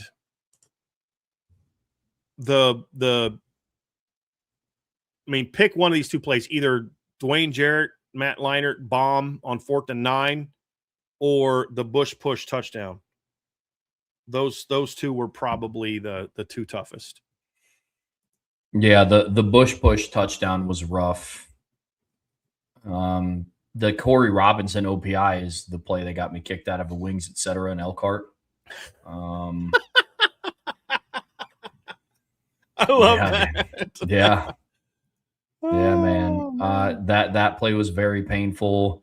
And then honestly, one of mine, and some of this is a little bit of like hindsight because I know what the season ended up being. Dude, one of mine is still just, and this isn't a shot at any one particular player. but just the botched PAT attempt against Texas A&M at home, knowing what we know now, like that was the moment that happened, I thought the game was over. Like I was like, Notre Dame's defense has to be able to stop Texas A&M at all. Like that's it. I was watching it live with Lauren. She was sitting next to me on the couch, and I was like, that's it. It's over. Yeah. That was so painful because and the reason why it was so painful is because it's just such a simple, like mindless execution play. Like that's what, yeah. The fourth down touchdown pass still sticks in my craw a little bit, but just not as much as the other two. I'll always have a little bit of if Notre Dame wins it all this year, I might look back on that play differently. Because part of the thing that hurts from the Miami game in '89 is the fact that you realize it cost them a back-to-back title. Yeah. 93, I can point to the David Gordon play and say that cost him a title. I don't know that play against A&M cost him a title. Maybe it did, but the difference is those other two games this is the last game of the season. Yeah. Like it was it. Like there was nothing else you could do to fix what happened. Yeah, the offensive pass interference was a bad one as well against Florida State. That was a terrible one. Terrible one. But yeah, those are my two. We got a super chat from Mr. Rogers. Appreciate the super chat. With Texas being uncertain in the future of Notre Dame's schedule, do we think by the time they play Texas Tech could be a comparable, if not better team than Texas? The only way that Texas Tech will be quite as good as Texas, in my opinion, is if Texas declines. So it's possible that they could be better than Texas, but that would mean Texas is not as good. I think there's a bit of a more of a ceiling on Texas Tech than there is on Texas. And I agree. What about Indiana? Oh, yeah, Joey McGuire ain't Kurt Signetti. No, that's the difference. It's not that Texas Tech's not a program. Anyone can win now if you got money, and they've got money with Cody Campbell. It's Joey McGuire ain't Kurt Signetti. Yeah, I'm with you on that. If Texas Tech surpasses the Longhorns, it would be more for a Longhorn decline than it would be Texas Tech surpassing them. I'm with you. Mm-hmm. Yeah, it's a good one. I'm trying to get to some people that obviously have not had questions asked yet before we get back to the top. Here's from Broke Neck Boy. Listen, I don't want to fight Brett for obvious reasons, but I'm going to be an online troll and tell Brett Bielema to stay in his lane. He might want to get out of the Big Ten after what IU did to them. Yeah, it is wild how many people just can't keep Notre Dame out of their mouths. And it's like what you don't realize is what but what are you admitting when that happens? It's like you're admitting that you're all obsessed with Notre Dame. Like that's the whole thing. You're all obsessed with Notre Dame, which says something. But the other part of it too is like, dude, it's just so petty. Like he was making a point. Like it's like what I was responding earlier to Sean. Like you're not even responding to what he's talking about. He's talking about a super league that basically supersedes these conferences essentially. And this notion of, well, we're not talking about doing a super league. Yeah, you are. That's why you're trying to take teams from the Big 12 and the ACC and form this 20-something team league where basically it's you two leagues. You've taken everyone that matters and you've formed a super league without calling it a super league. You have all the voting rights into the college football playoffs. You don't have to let the ACC and Big 12, who would then basically go away. The ACC would go away. So, it's like they think we're all stupid. But it's like Pete Bavacqua's point, and again, there's plenty of things Pete Bavacqua said that I don't agree with. His point didn't have anything to do with whatever the heck Brett Bielema was talking about. Like, stop trying to be the cool guy on Twitter. Worry about coaching up a football team that doesn't get annihilated by Indiana. And I don't know, stop choking games away. I'm just saying, Trev, like, great. You out-coached Shane Beamer. Wonderful. Good for you.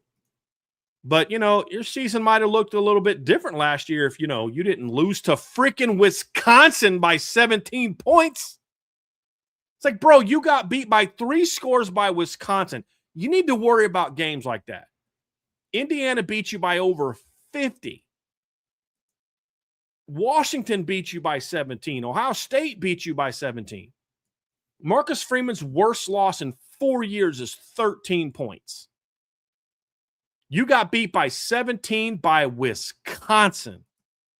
Bro, Notre Dame is the least of your problems right now. But I actually kind of like it. I do. I kind of like it, Trev, because it tells us exactly what you and I know. There's a lot of jealousy about Notre Dame. A lot of jealousy about Notre Dame. And as I've said to you guys a million times, they hate us because they ain't us. And that's exactly what Brett Bielema's comments are. It's what Joey McGuire's comments are, Brett Yorkham, all these clowns. They're jealous of Notre Dame. They're not smart enough to understand why Notre Dame is what they are, does what they do, or what rules they live by. And so they just clown themselves. It's like, buddy, you can't even beat Wisconsin. In the last 2 years at Illinois, you've got L's to Wisconsin and Minnesota. I'm just saying. You might want to sit this one out, cuz.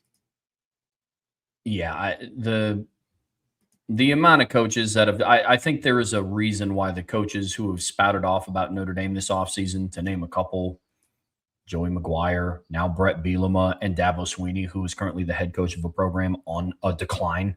Pat Narduzzi. Yeah, Pat Narduzzi. It's all coaches who are just – I mean, notice how Dabo Swinney didn't say anything about Notre Dame when they were good.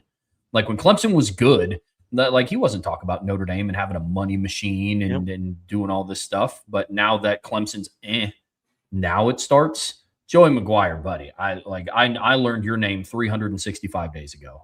You were not even on my radar, brother. Brett Bielema, the last cool thing that you did was pick up a win in the Champ Sports Bowl at Wisconsin when I was in 6th grade. That's cool for you. Like that's great. I don't know why you're talking about you are at the bottom of the list of Midwest powers. Indiana has now since passed you up. Like what are we doing here? I mean, Notre Dame needs to join a conference. Like that has just got to be the go-to tagline of like insert AI response here. That has to be it. Just Notre Dame should be in a conference. I would also like to point out that Northern Illinois has more wins over Notre Dame than Illinois does. I just want to point that out real quick. Illinois in their history is 0-11-1 against Notre Dame. So Northern Illinois and Northwestern have more wins over Notre Dame than Illinois. So you really might want to sit this one out. You're in an offer. Yeah. So like this is not the fight you want, cuz just go run along and try to learn how to beat Wisconsin. Yeah. Well, and here's a good take notes from the opener because there's a team in South Bend that's going to show you how to do it. Mm-hmm. We'll see if you can figure it out. It's a Friday free-for-all mailbag here on the Irish Breakdown podcast, brought to you by our friends over at FanDuel. And getting us kicked off here in this part, we have Ken Carson. Hypothetically, Kingston Viliama-Asa, Drake Bowen, and Jalen Sneed all declare, and Notre Dame lands Caden Henderson at linebacker. Do you think it's possible for him to start as a true freshman, or is linebacker too difficult to start at that early? It's possible, Ken. I absolutely think it's possible. He's that good of a player. You know, you look at some of the guys that didn't start as freshmen. I mean, Kingston didn't start as a freshman because he had veterans and really talented players in front of him. Drake Bowen, Jack Kaiser, guys like that. You know, you look at Drake his freshman years because Notre Dame had 3 veteran linebackers that would all go on to get drafted between the 3rd and 5th round. So, you know, and Manti didn't even start his career initially as a starter as a freshman. He eventually took over as a freshman. And I think that's something that would happen for Caden. But the reality is you wouldn't need to start him early. He'd be in the rotation early. And then see how he does. And then if he's ready to take a bigger role, then you let him start and take a bigger role. He's got that kind of ability, Trev. But one thing I'll say for sure, whether he starts or not, if Kingston, Drake, and Jalen Sneed all leave, and look, Jalen and Drake have to. The only one that doesn't have to is Kingston. You'd still have Jaden Ausberry and Madden Faramo. So I think they'd probably be your starters, but right away, Caden is coming in with an opportunity to work into that rotation, and Notre Dame's going to play 4 linebackers, 3 or 4 linebackers at least. So whether he's starting or not, Ken, he's going to play as a freshman, as long as he, you know, is healthy and puts in the work and all that. Talent-wise, I should say he's going to play as a freshman. Now, how much that is, who knows? I mean, look, we saw last year, Madden Faramo played in a way where even though they had 4 guys, they still were like, dude, we got to find a way to get this kid on the field. And I think Caden Henderson grades out even higher than Madden did for me coming out of high school. So I think he's big time. So I think he plays as a freshman, even if Kingston comes back. He'll play. Will he start? Less likely, but he's going to play. He's going to be a key part of the rotation as a freshman, even if Kingston and Jaden Alsbury come back. I agree with that. I think Caden Henderson has a higher floor coming into college than what Madden did. Madden in the spring was very raw. It took him until game 3 to get meaningful snaps. Caden Henderson will play. Start, probably not, depending on who comes back, but play 100%. I'm with you. And I hope we have to find that out. I hope we have to evaluate that in practice. That would be nice. Of course, my perfect world scenario is Kingston comes back, Alsbury comes back, and they get Caden Henderson, and you've got Matt Framo. And then now, once again, next year, we're talking about how Notre Dame's got one of the best linebacking corps in college football, which then gives just a little bit more of a buffer for Madden and Caden, especially Caden, to where he doesn't have to. I don't want him starting as a freshman necessarily. I don't think that's ideal. Be part of the rotation, though. That's what I want to see. Yeah. Good question. From the history expert, if Notre Dame wins the championship, would the, quote, join a conference whining increase or decrease? Increase. Without a doubt. Increase. Because you'll hear they don't belong in because of this or this or this. It's like what you're hearing from the SEC teams about the Big Ten teams. And I think there's some validity to it. Like, why should we schedule tough non-conference games when your last 3 champions all played nothing but G5s in the non-conference? Like, okay, that's fair. You'll hear similar stuff. Well, of course it's good because I know they played the same number of Power 4 teams than us, but they weren't all from the same conference, so it doesn't mean as much. It's such a dumb argument, but it'll definitely increase because what else do they have? Mm-hmm. They're not just going to bow to Notre Dame. They're going to be like, well, it's not fair because they're an independent, blah, blah, blah, blah, blah. Yes, you will absolutely hear that. And I'll laugh even harder than I do now. Without a doubt. The funny thing is based on this offseason, there's going to be coaches talking about Notre Dame where it's like, I don't even know why they're talking about Notre Dame. Mm-hmm. Like, not from you don't have the right to talk about Notre Dame. It'll just be a random coach that's not on the radar, that didn't make the playoffs, that like Will Stein will be like, well, Notre Dame doesn't have to play in a conference. That's why they won the championship. It's like, why are we talking about this? It'll be something like that. The 2 biggest things that you'll hear is they need to join a conference. It's easier to not have to be in a conference and then win a championship. Then the other thing that you're going to hear is every team that Notre Dame didn't have to play will say, but they didn't have to play us. Like, that'll be the 2 biggest things that you'll hear. Guaranteed. Mm-hmm. That's why I hope if Notre Dame does win it all, that the path is all high seeds. It's not somebody got upset. Boy, did you see that? Number 5 got upset by so-and-so, and so Notre Dame had to play 12 instead of 5 or 4, something like that. I want wherever your seat is, give me the best possible team that you can play. I don't want any injuries. I don't want anything that they can use as an excuse. They'll still have some, but I don't want to hear any of them. From Connor O'Doherty, if could, please rank these following schools to have a 6-year home and home with. We got Nebraska, Minnesota, Mississippi State, UCF, and Arizona. Random schools that Notre Dame doesn't typically play. So we got Nebraska. I'm writing these down. Minnesota, Mississippi State. That's going to be at the bottom, near the bottom. UCF, Arizona. So there's 5 of them. So of those 5, number 1 would be Nebraska. That's a no-brainer. I mean, if I had to play a 6-year home and home with any of those teams, Nebraska is without a doubt at the top of that list because it's a blue blood. It's a Big Ten team. It's a blue blood. I think it would actually be kind of fun to watch those 2 teams play. So, and Trev, Notre Dame and Nebraska haven't played since that 2000-2001 period, right? So Notre Dame owes them a little something, and Nebraska currently has an 8-7-1 all-time lead over Notre Dame. They've won 3 straight, 73, 2000, and 2001. So, yeah, I think Notre Dame would love to take on that 6-year rivalry, and then that would get them to what, 13 to 8 to 1 advantage in the all-time record against Nebraska. Yeah. So that'd be my number 1. I'd put UCF at the bottom. I don't know what value you get out of playing a team like that in Florida, like the Big 12 team. I don't, not a blue blood. Mississippi State would be next. you get no value out of being a bottom dwelling SEC team. And if they do play you tough or beat you for some reason, it's be terrible. You go 6-0 and they say, yeah, well, you didn't play the good teams in the SEC. No value to it. It's hard to think of two institutions that are more dramatically different in every capacity than Notre Dame and Mississippi State.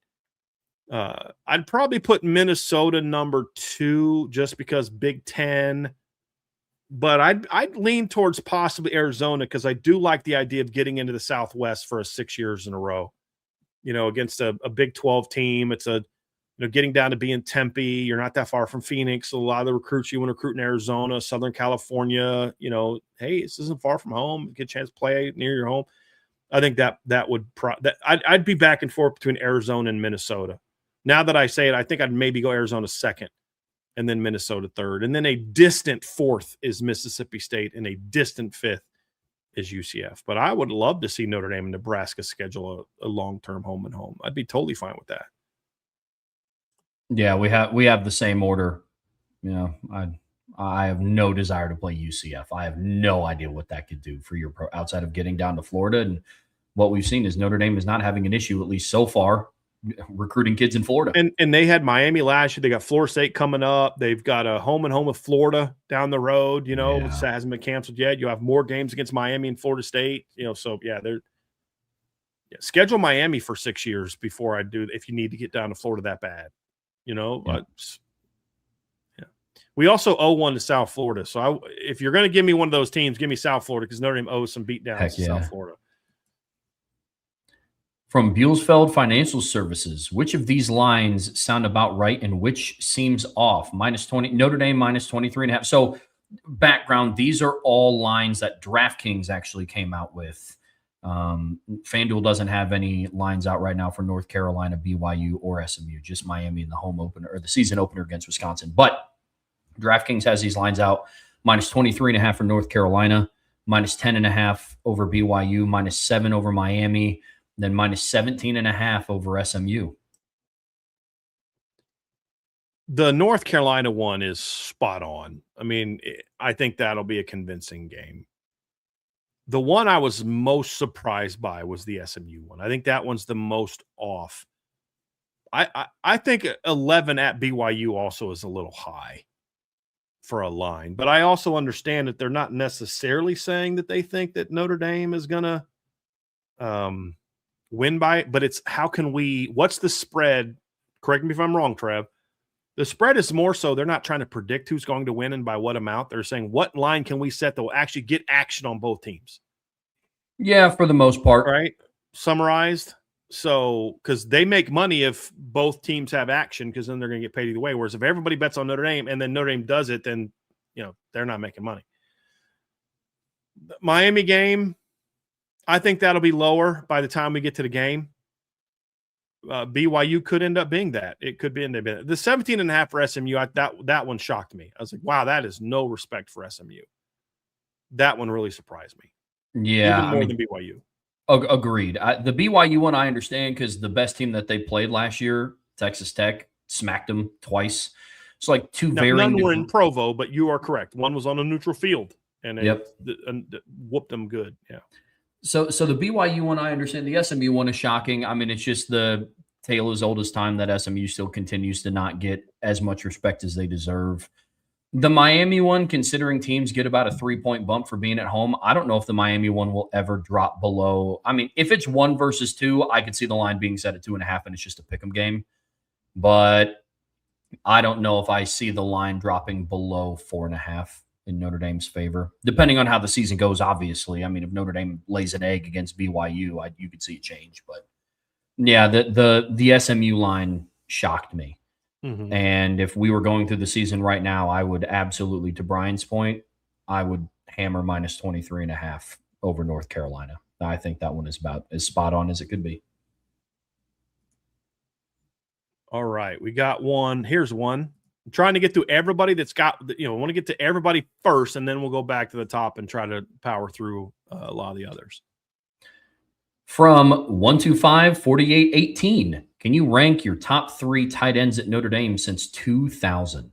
for Notre Dame, like how they did in their career. Tyler Eifert's 1. That's a very easy one. I'd go Michael Mayer 2.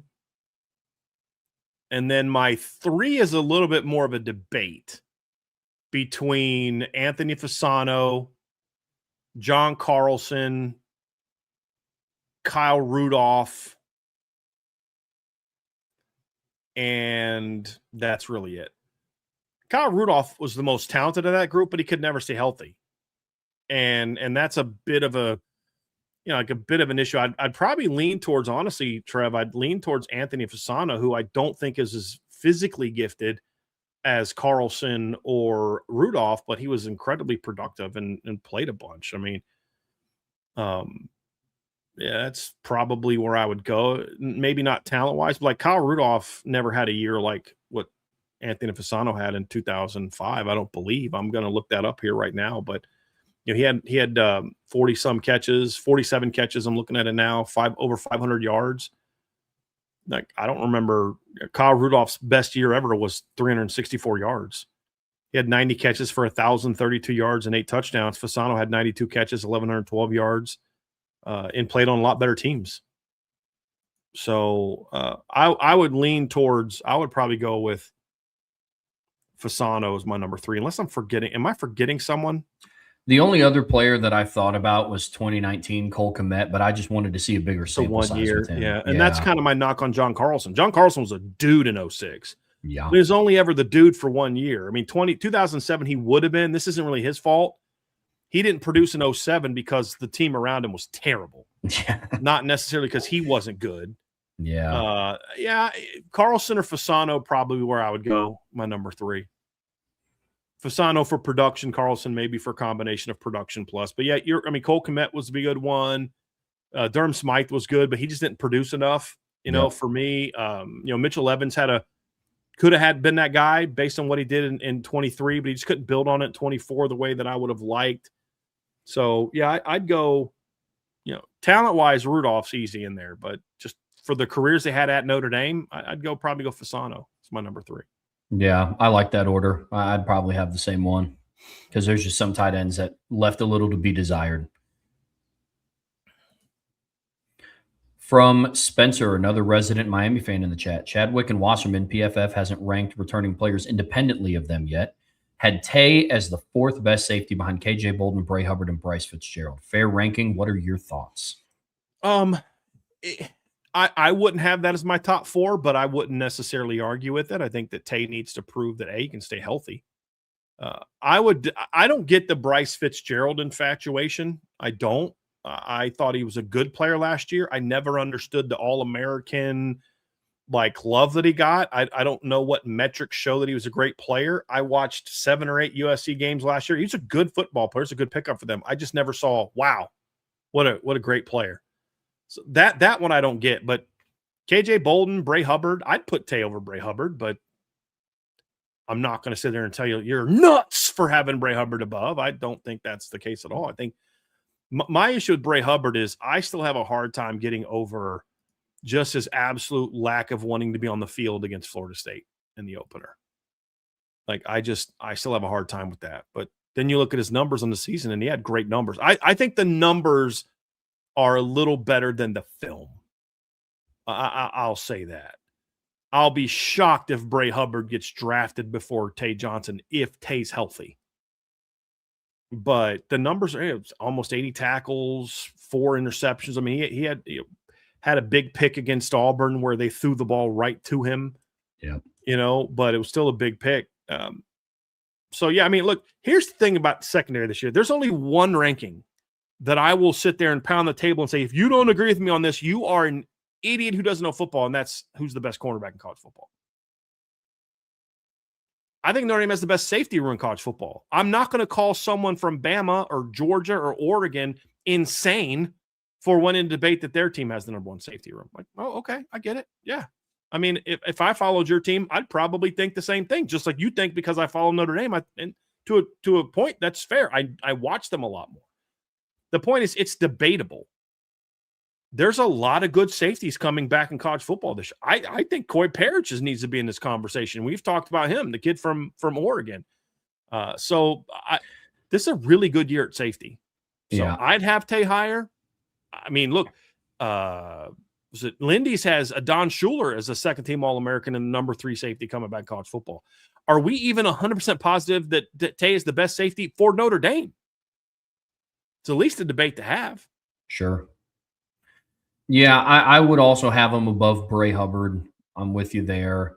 The only other thing on top of Leonard Moore being the best returning cornerback in college football, something that I don't think is debatable, is who has the best linebacker room.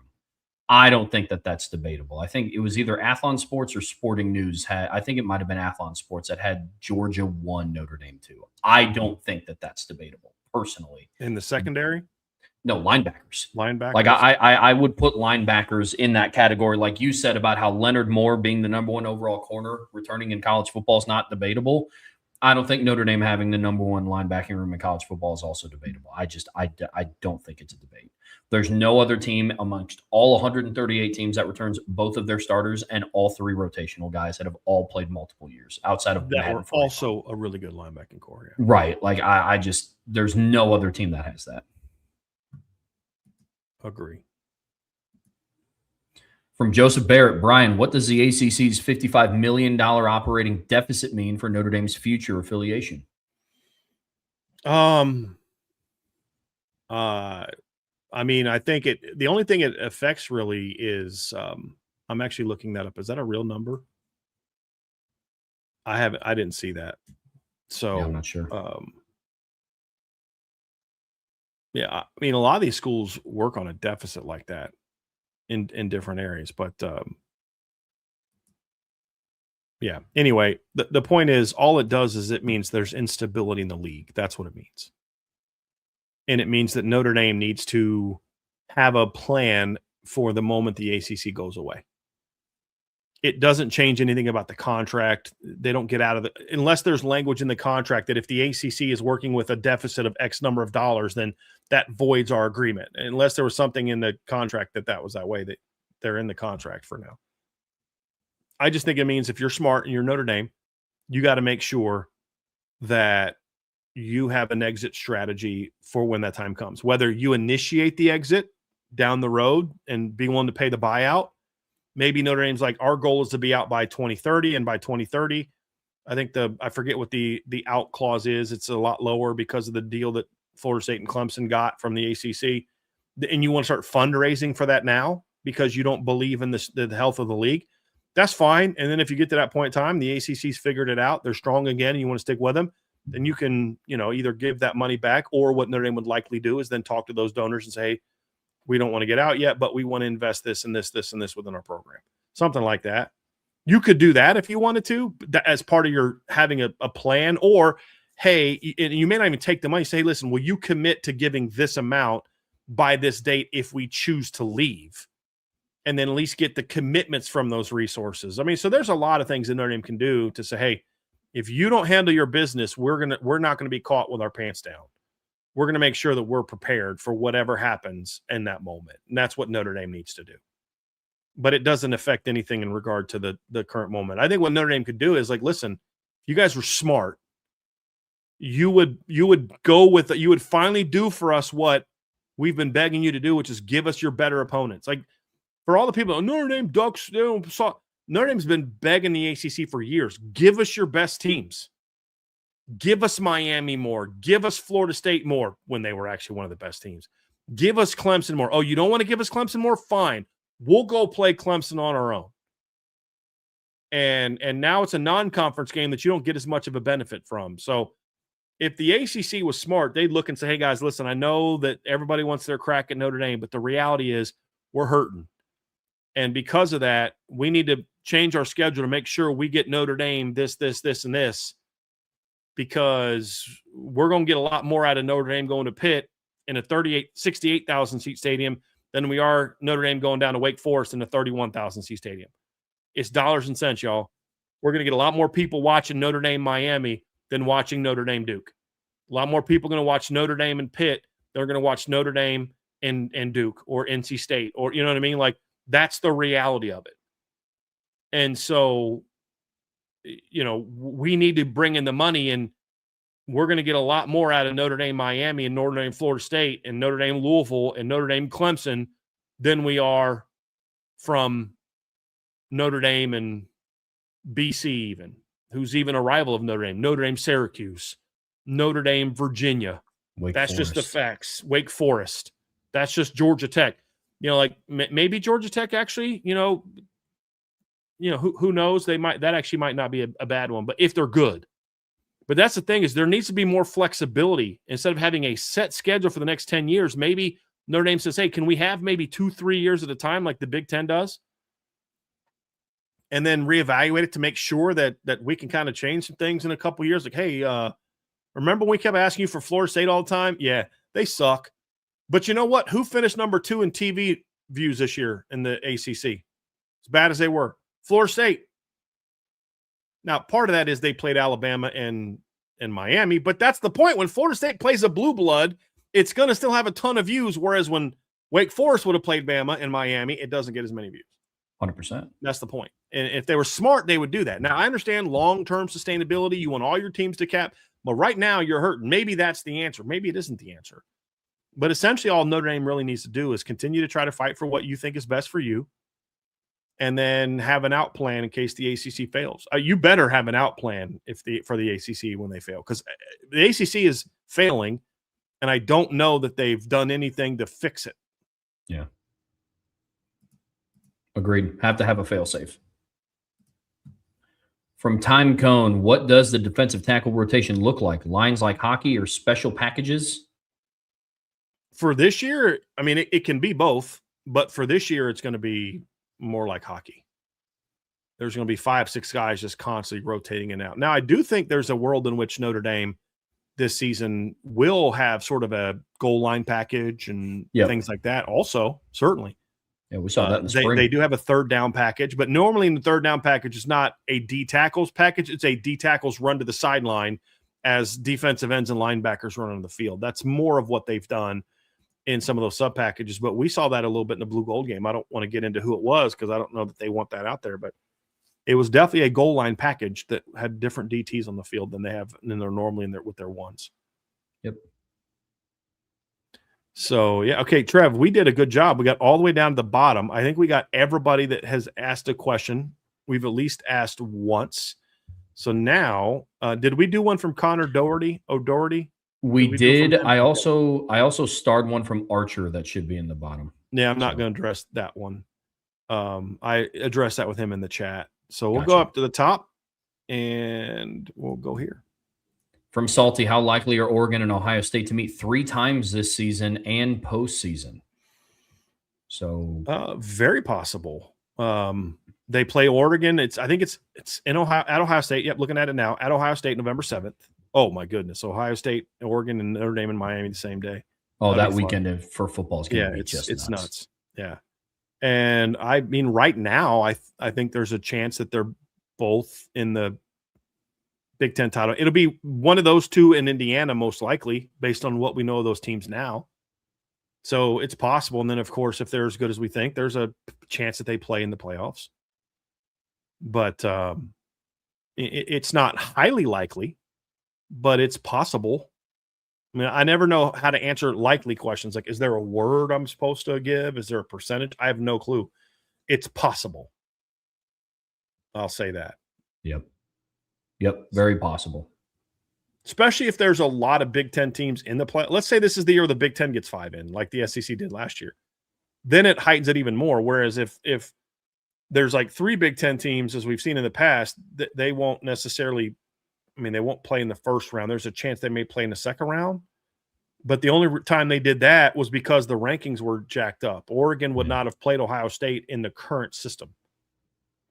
Because they're one was 8, and then they wouldn't have played until what was Ohio State? Weren't they 6? I think they were ranked 6th. So they wouldn't have played Oregon. Yeah, they wouldn't have played Oregon until the title game in the current seeding. Because Oregon was 1. I think that. Well, let me just go look real quick. I thought they were. Because that was the year that you had 2 teams jump up into the top 4 that weren't in the top 4. You had Arizona State, and Arizona State jumped into the top 4, even though they weren't in the top 4. So you had Oh, in Ohio State 2. No, that was 25. Let me go to 24. So you had Ohio State was 6. So in the current format, Ohio State would have played 11 in round 1. That would have been Alabama. Then they would have played the 3 seed Texas in the quarters. Then they would have played the winner of Georgia, and then Georgia would have played the winner of Tennessee SMU. And so if they would have played the winner of that, then if Oregon would have beaten the winner of the Indiana Boise game, and then also played the winner of the Penn State versus Notre Dame or Arizona State game, which would have been Notre Dame, then you would have seen the semifinals that year most likely would have been Oregon and Notre Dame on one side, and then Ohio State and possibly Georgia on the other side, because I think Georgia beats either Tennessee or SMU. So I think that would have been a heck of a semifinal. I mean, the one we got was pretty good, but Notre Dame versus Ohio State on one side, or Notre Dame and Oregon on one side, and then Georgia and Ohio State on the other, that would have been a heck of a playoff. And then potentially the Ohio State and Oregon could have met, but so a little bit tougher if they're both high seeds, but it's possible. I mean, if one's 1 and one's 4, it could happen in the semis, but it's a little less likely than it was a couple of years ago. What are the odds that Arch Manning gets benched during the season? Very, very, very, very slim. Yeah. Arch Manning's a very good quarterback, and eventually people are going to recognize that. From IDEN, besides an inch and a little weight, why is Preston Frizzell recruited as a tight end and Coleman as a wide receiver? Same for Titus Hawk. Well, the Titus Hawk answer should be easy. I mean, Titus Hawk is he's going to be 6'7", 250, blocking tight end that can run vertical. He doesn't have the same athletic skill set that a receiver has. Preston Frizzell, you can make a little bit of an argument for, but Preston Frizzell would go from being a fast tight end to a not fast wide receiver. Yep. Whereas Jackson Coleman is fast for a wide receiver. And it's not an inch and a little weight. Jackson Coleman's like $180. Preston Frizzell showed up at Notre Dame like 205, 210. He's like 20 plus pounds bigger than Jackson Coleman. So it's a little bit more than an inch and a little weight. It's 20, and that was at him as his lightest. Jackson Coleman hopes to max out someday at 210. So, and I know Oregon was talking about him maybe growing into a tight end. I don't see that. But no, I don't think he has the frame. No, I don't either. But they saw him in person. Maybe they do. But I'm just, they're very different body types and then very different skill sets. Just because you're fast for a tight end doesn't make you fast for a receiver. Some are. I mean, Kyle Pitts was, but I still think Kyle Pitts is a wide receiver because he doesn't have the movement skills of a wide receiver. He's got great movement skills for a tight end, but it's a different type of footwork. There's a different type of route running prowess that's needed to play wide receiver compared to tight end. That's why guys like, what was the guy that played at Ole Miss a number of years ago? Laquan Treadwell? No. The tight end, Evan. Evan Ingram. Evan Ingram. He was a 4.4 guy. Why didn't anybody ever move a receiver? Because just because you're 4.4 doesn't mean you have the foot quickness and the other movement skills of a wide receiver. Yeah. They're very different positions. So fair question. And Chief, I am not answering that question because they're both nightmares and I choose not to live in a nightmare world. And I hope we don't have to get to that point in time. So yeah. Another one from IDEN. Can we schedule Illinois and Texas Tech so we can manhandle them and they can all shut up? They won't shut up. They're like, well, of course you beat us. You guys played so and so and so and so the week before, and we had to go play such and such and such and such. Here's what you'll understand: people that whine and point the finger at other people don't stop because they get humbled. They just shift the narrative. They may be silent for like 5 minutes. I mean, Trev, did you ever see a fight in I saw this in high school where, kid picks a fight, you whoop his butt. 9 times out of 10, that kid doesn't stop talking. It was unfair. He did this and he did, and I didn't have my Wheaties that morning. There's always going to be something. People that run their mouths, that's just who they are. Humility only keeps them silent for a short period of time. So, did Kurt Signetti stop talking after the Notre Dame game? No. because he never talked trash about Notre Dame. He just talked trash about himself and how good they were. He didn't stop talking. He didn't like spend the next year silent until they went out and won the title. He kept talking. That's just people that are that way. That's just who they are. They're going to keep talking.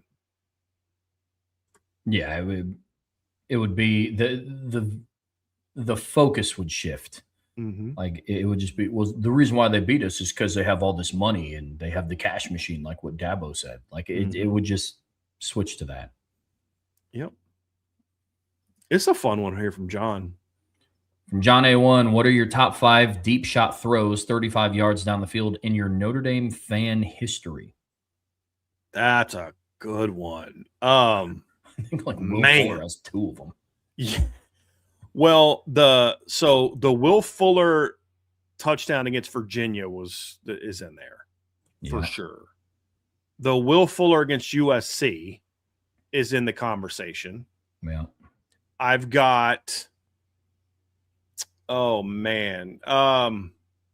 against USC when Tony hit him out of the end zone. That was a big one. That was a big play in that game. Trying to think through Tony, some more from Tony, Rick Meyer, Charius. How deep was the shot that Brady threw to Raymond McKnight? I don't think it was 35 yards in 06. And remember the back shoulder against Michigan State that he threw? Oh, man, that was an absolute gorgeous throw that helped get them back. But I don't think it was 35 yards in the air. I think I have my list. Okay. Give me yours.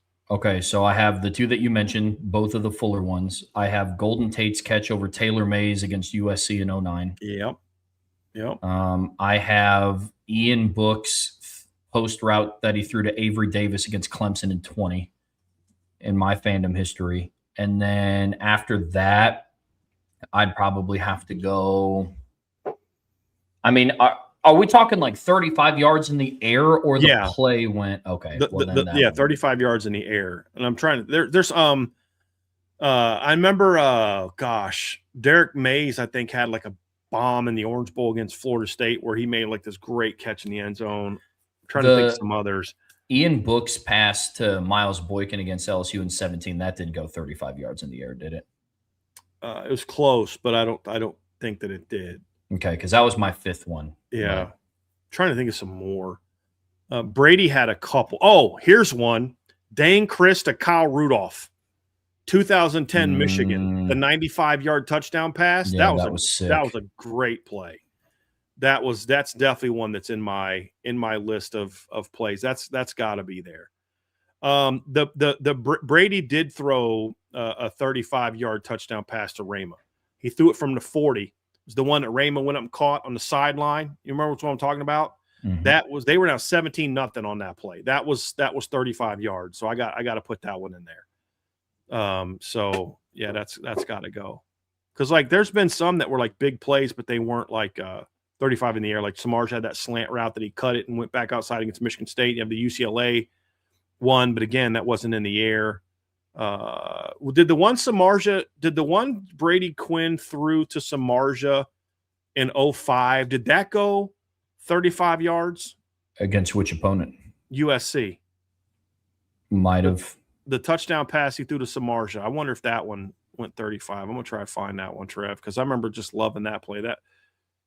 There was one same year, 05 against Purdue on the road at night. That one went 35 yards in the air. Samardzija caught it one-handed. Yeah. Yeah. The one that Quinn threw to USC, that was about 35 yards in there. He threw it from about the 34, and he caught it in the end zone for a yard. Yeah. That's in the conversation. That was a great throw. But yeah, you're talking about that one-handed catch against Purdue down the middle of the field. That was a great catch. That was a ridiculous catch. Yeah, there's been a lot of good ones, man. I don't have the Ian Book one against Clemson in there. It was a huge play, but it was like a wide open play. It was a great throw, but the route was what did that one. I think you could argue. I think the what was that one? Best deep ball that Ian ever threw was against Navy in 2019 when he hit Lindsey in perfect stride. Yes, that was an absolute rope. And then I don't remember if it went 35, but the play. I would actually put the play against Pitt in 18 in there if it went 35 because it was such a big moment. Oh, to Miles? The post route to Miles. Yeah, I'm actually going to look and see about the one against LSU, Trev, because he had two gorgeous throws against LSU in 2017. Because the most impressive throw that Ian made in that game was actually not the touchdown. That was more Miles. The 2-hole throw that he made to Miles up the left sideline, also in the same quarter, was the most impressive throw Ian made that game. I just don't think it went 35 yards in the air. I also don't think that about in 2018, that like corner route that he threw for a touchdown to Chris Fink on the road against USC, that didn't go. Oh, did that go 35 yards? I'm going to go. I don't think so. I'm going to go look because I thought that was the best throw of his career Ian ever made. Yes. Yep. I don't know if it was a deep ball like that. I'm going to go look that up now, Trev. I'm trying to find the Miles Boykin one right now. So Ian threw that from, and I said 35 yards from where he threw. He threw it from the 45, and Miles caught it at the 20. So it was about 35 yards. That was one. It was about 33 yards actually is where he caught it from. So I can't quite go there, but let's go US because that was a big moment too. The one against USC in 2010 because they were getting beat at the time when he made that throw. They were down 10-0. People forget they were down 10-0 in that game. He threw it from the 32 and Fink caught it short of the goal line. So it was just short of the end zone, but that was without a doubt the best ball Ian ever threw. That's one of the best balls the Notre Dame quarterback has ever thrown. We got to get some Jimmy Clausen touchdown passes in here, dude. Like the Hail Mary against White. The problem is they were never winning. You had the one against USC in 09. He just threw him and Michael Floyd. It's like they just made it look so easy. How far was the throw? It was the last play of the first half of the Hawaii Bowl. And he dropped it in a bucket. Yeah. To Tate in the back of the end zone. Yeah, I'm pretty sure that one was over 30. That throw was ridiculous. Yeah, that was a pretty insane throw. Let's find that one. Because he was brilliant, that throw. So see here, this one he threw from the 23 and Golden caught it at the 30. So yeah, that went way over. The go route, he just threw it off his back foot. Yeah. Oh, I was talking about the one at the end of the first half. It was like the last play of the first half. And he threw it from the 20 foot from the 28. Dang. Golden caught it about 7-8 yards deep in the end zone. So that's about 35. You're talking about the corner route over top of two guys. Yeah. He threw another go route bomb to Golden. Yep. In that game. Yeah. Those are two brilliant throws. It's just the opponent, that's a problem is a lot of those games where Jimmy threw absolute dimes. It's like they either lost or they weren't big games or because it's not his fault. I mean, there's nothing you can do about it, but yeah, he's got some on there. The best that I've seen in person is probably the 15 deep ball to Will Fuller after USC just gone up 7-0. Just the route, the throw. Deshaun could throw a nice deep ball now. He could throw a real nice deep ball. You got to give him credit for that. He could throw a really nice deep ball.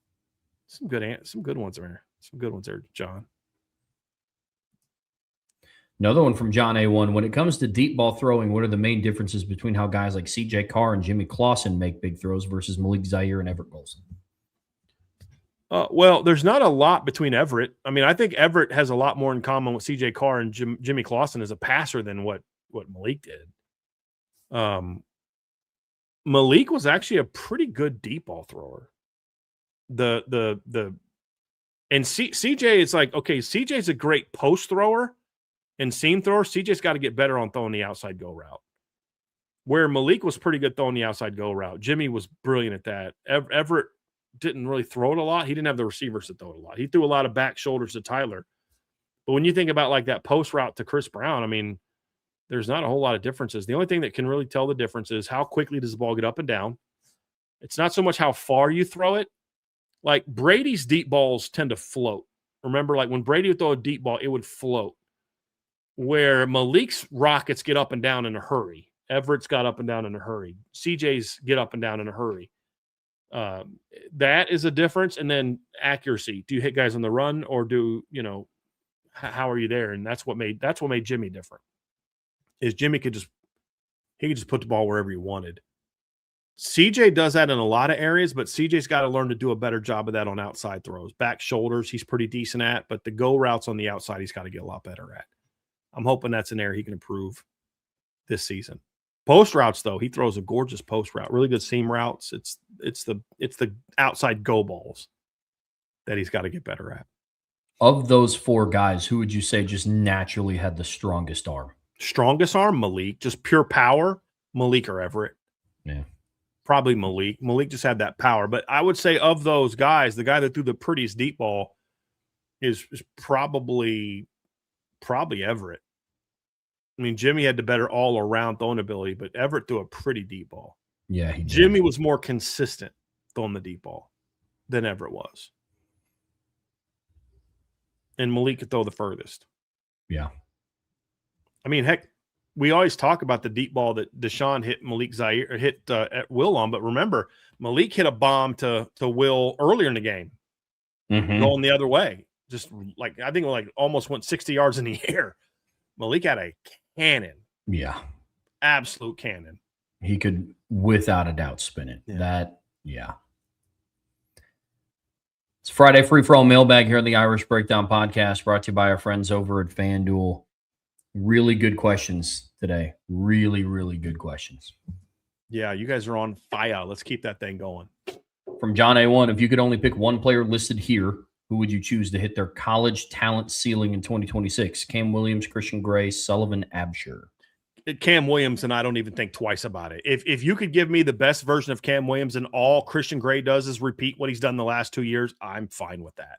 Yeah. You know what I mean? Like, same thing with Sullivan Absher. Like, I'm fine with that. Like, and the reason why is because if Cam Williams hits his peak, there's nobody on the roster that does what he does. He's a game changer. If he just figured it out, the light went on for him. And like, okay, well, yeah, he changes the game for you. You have nobody else like him. And then Christian and Sullivan are just the same guys they were last year. Oh, okay. Give me that. Yeah. Give me that. Agreed 100%. If I were to rank them, I'd rank them in this order. Cam Williams, Christian 100%. Gray, Sullivan, Absher. Same. Yeah, absolutely. Gosh, could you imagine that? That would be so much fun. Dude. Oh, my goodness. From Brandon Gilbert, not to sound like Jerry Seinfeld, but what's the deal with this hanging mouthpiece trend? I just don't get it. It's just look, that's not a player problem. That's an officiating problem. I hated having a mouthpiece when I played football. I was a quarterback. I wanted to talk. I don't know a lot of guys. I just love having a mouthpiece in my mouth. I don't know anybody that does. And there's a lot of communication that happens before a play. The reason that I always had my mouthpiece in is because the officials get on me and say, if you don't put it in, I'm going to throw a flag. So that's an officiating deal. I don't understand it. Don't understand it. Make them wear the mouthpiece. Agreed. What I don't get is the trend of the 2 mouthpieces. That's what I don't get. Yeah. There are some like on-field like apparel decisions that I think look super cool, and then there's others that I just think look absolutely terrible. The dual mouthpieces is one that I think is very silly. Yep. Now, if you were to tell me there was some practical reason to it, like in certain situations and goal line, I need this because I don't know. I mean, I couldn't even think of what that would mean. Then okay, I guess, but that's not likely what it is. Nah. From Joseph Parr, do you see Bubba Frazier being a receiver like Malachi Toney, Mekhi Lemon, or Casey Concepcion, or different than those guys? Yeah, that's the type of player that I think he can be.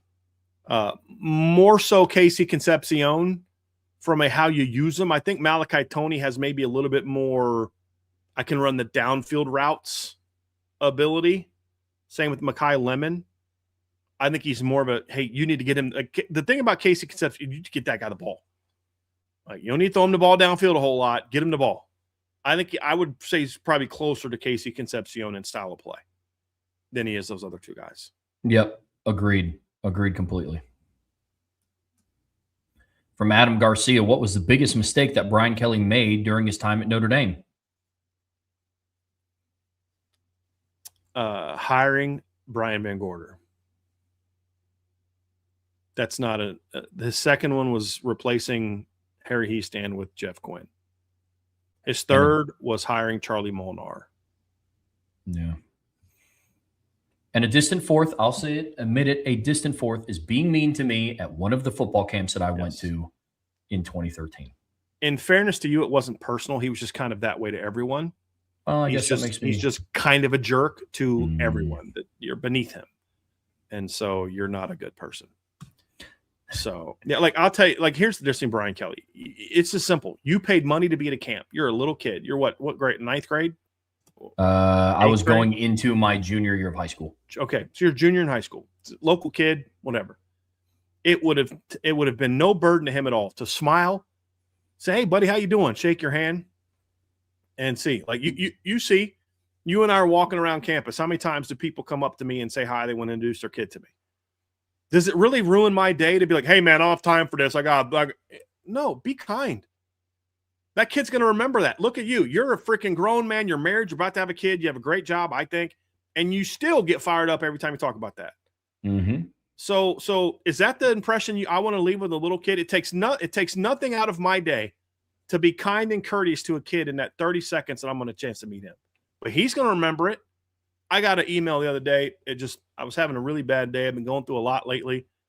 I got an email from a customer, listener. And I hope he hears this, but I don't even remember meeting him. Trev, you know, I meet a lot of people when I'm around campus. And my wife and I I was working at I think I vaguely remember this, but like, is it this one or was it that time or was it that time? He said I was working at ISD and I was covering a basketball game. And he said he came up, met me and said that the way that I treated him and his kid is a big reason why his kid ended up going to Notre Dame and graduated from Notre Dame. Do you know how much that meant to me? Do you know how much that meant to me to like hear that? But like, dude, that took 30 seconds out of my time to be kind to a kid who was excited to be at a football game. And he couldn't take the time to do that to people because he's too big of a dick to just be respectful to people and even fake it. I don't fake it. I love I'm so appreciative when people come up, meet me and talk to me. And so it's such an honor to have that people like you've made enough of a difference in someone's life that they just want to stop you at a grocery store and talk to you. Means the world to me. I greatly appreciate that. For him, it's a burden. And there's other people at Notre Dame like that, and it bothers me. Here's an opposite story. Talking to someone I know recently, and he's sharing a story about, I think it was his maybe sister-in-law or something like that, somebody close to him. Wife is walking, and she got two kids running around. She got a handful of groceries and not paying attention. And she turns a corner at the same time Marcus Freeman turns a corner. Bam! Groceries come out. He stops. Oh, I'm so sorry. It was sweet to her. Like helps get the kids in the car, helps put the groceries in the car, does all this kind of stuff. And she came away thinking, what a nice man. Didn't know at the time, I don't think, that he was the head football coach of Notre Dame. And then she found out later. She's like, hey, I met that guy. And and this was the interaction. And you get that one chance to make a difference in someone's life. And how do you want it to be? Do you want it to be kindness, care, compassion, thankfulness, or who are you? Just get the picture over with, kid. Like that was his constant demeanor all the time. And that's why people don't like him. It doesn't cost you anything to be kind. Now, I have my moments of hypocrisy, especially on social media, but in person, it's a little bit different. And yeah, I could probably stand to be a little bit nicer on social media, but it's a hard place to be kind. But like, how hard is it for you to stop and smile and say hi to somebody? How many times have you and I been on the phone and I'm at the grocery store and somebody comes up and wants to talk to me? Oh yeah. And you know what, man? Like that's an honor. I'm thankful. I don't ever hesitate to do that. You know what I mean? If you ever see me, but it just means like, that's the kind of community we've built. And it doesn't take anything out of it doesn't cost me anything except 30 seconds of kindness. And that stuff makes my day too, man. But that's one of the big differences in Marcus Freeman. I've literally talked to 15, 20 people that have bumped into Marcus and Joanna Freeman just out in the public, out somewhere at an event. And you know, every single time the story is exactly the same. What a nice guy. What a nice lady. Super respectful. Didn't even know she was Marcus Freeman's wife until the end of the conversation. What does it take for you to do that? Nothing. One of the million reasons why I couldn't stand Brian Kelly. From Joseph Parr, if you were a defensive coordinator, how would you be able to contain an offense that had Graham, Proctor, Faison, Greathouse, and Premer all on the field at the same time? Get to the court. I mean, I'm being serious. Get to the quarterback. I mean, that's really what it comes down to. Get to the quarterback. Honestly, yeah.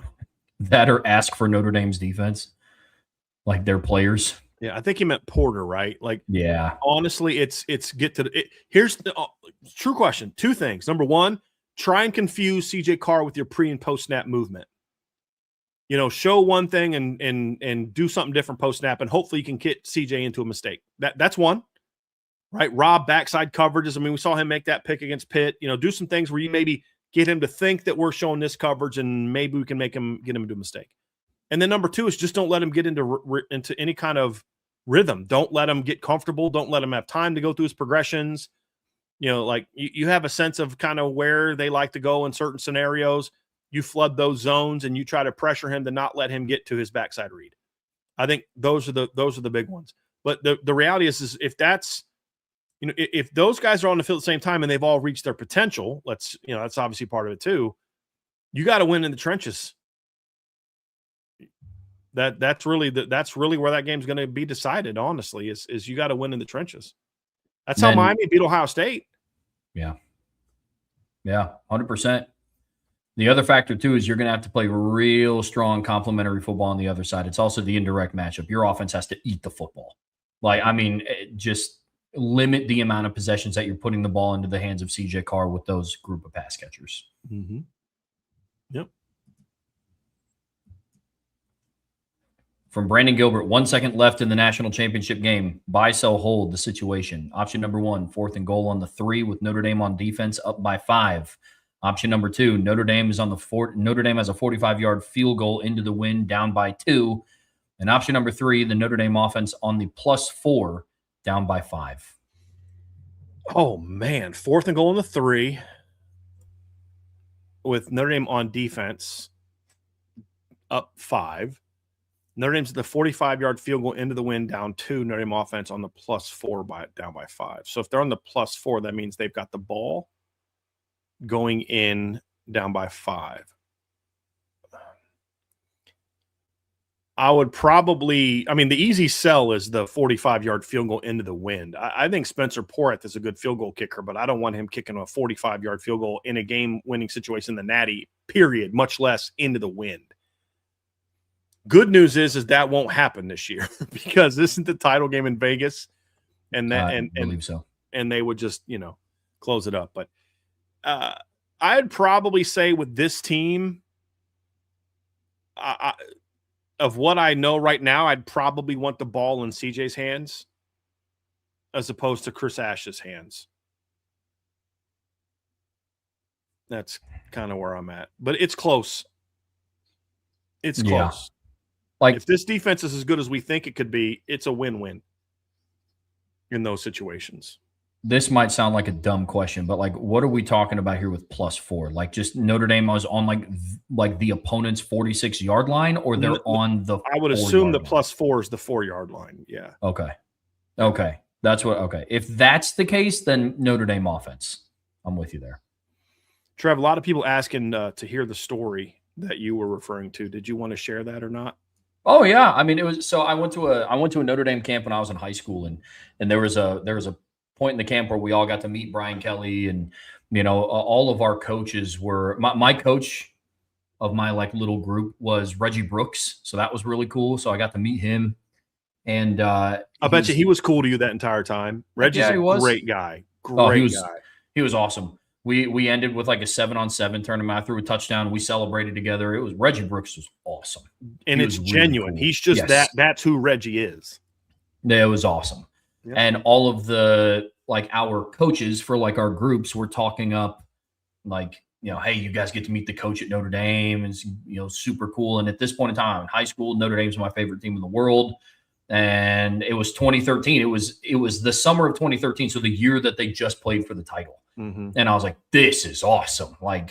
And so then we all went. We got to take the pictures in the tunnel and tour the locker room. We got to meet Brian Kelly, and I went and And I was like, hey, man, like, it's so awesome to meet you. I love Notre Dame. This is great. And he was like, yep, okay. And then, like, after I was done with the picture, he just kind of like moved me along. Literally And I shoved was you like, aside. cool. Okay, buddy. Yeah. Yeah, man. Yep. The nicest coach I've ever met in person, contrary to popular belief, Charlie Weiss. That guy was nice as all get out to me. He loved kids. Like, he loved young people. He loved making the difference in young. He was not nice to older folks, but to young people, he loved young people. And I don't mean that in a weird way. I mean, genuinely, like, he's got a heart for young people, for special needs people. Like, he's got a big heart for people like that. Yeah. He was very cool. I met him at a Notre Dame men's basketball game.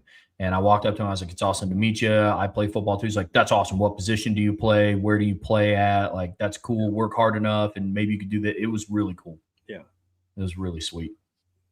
Now, if your mom was a cleaning lady in the office of the Notre Dame football staff, she might have had a different opinion. Like that, but that's the enigma Probably. that is Charlie Weiss. You know what I mean? Like, I've met some people that have met him and like, dude, I don't know where people say Charlie was the sweetest could be to me. And then you meet other people like, dude, I hated that guy. He was a weird, I don't know if it was the setting or I don't know what it was, but it was interesting. But he cared. He liked kids. He wanted to be able to make a difference in kids' lives. From Beezer 12 Washing Beard, do you have to swap Notre Dame's coaching staff with another schools? Whose schools are you picking? All. Probably Indiana. I don't know that that's necessarily a hard one to think about. Yeah, you get Mike Shanahan, Bryant Haynes, Bob Bostad, Kurt Signetti. Yeah. If I had to. You said I had to. I'm not trading him for anybody. If I had to, that would be it. It's another one from Beezer that I thought was interesting. Which NFL team is a better comparison to Notre Dame's brand and history, Cowboys or Packers? I would say probably Packers. Both teams, I'd say the Packers are older than the Cowboys. So I think there's that element to it. One's northern, blue collar, a lot of games on cold stadiums, things like that. Different championships throughout history where the Cowboys, a lot of their championships are kind of in like two eras. I'm actually pulling that up now to kind of back up my point. But like the Cowboys won, Super Bowls in the 70s and won Super Bowls in the 90s. And then that's basically that's when they were good, is the 90s and the 70s. There was a lot of eras where the Cowboys haven't been good, including the last for a while. And they haven't even had, like, Notre Dame hasn't won a title since 88, but they've been there. The Cowboys haven't even been there. So I think that's a little bit of a different deal. I mean, so what did the Cowboys played in won 5 Super Bowls, and then they lost a couple. They played in 5 Super Bowls in the 70s and then 3 in the 90s. That none in the 60s, none in the 80s, like none of that. So like, again, they're a little bit of an older franchise where you look at the Packers and their championships. They won championships in the 20s, the 30s, the 40s, the 60s, and then 1996 and 2010. So there's just been different eras of the Packers' greatness. They go back further. So I would say that would be more of where I would go. Now, I think the whole America's team thing maybe is a little bit similar, but I don't know that Notre Dame's in the Cowboy. The America's team thing was more of a Cowboys promotion. It wasn't necessarily they were like the most popular, you know what I mean? But that's kind of where I'm at. I'd say probably Packers. Yeah, of these two organizations, I would say the Packers. If I were to pick a really good comparison from like the 80s to now, I'd probably say the 49ers. Because like the Niners have played for Super Bowls and they've just fallen short. They're consistently around the NFC Championship conversation, but they haven't won the whole thing since like 95. So I'd overall from 1980 on, I'd probably say the 49ers, but in general, yeah, Packers is a good comparison. From J. Melvin, Brian, what are the differences between a 3-4 and a 4-2-5 scheme? The goal is to stop the offense, but which plays more man and zone? Which emphasizes stopping the run? And what's your preference? Both. I mean, neither or, both and. I mean, it's not about 3-4, 4-2-5. I've seen 3-4 teams that aren't good at stopping the run, and your 3-4 is more geared towards being able to bring pressure from different places.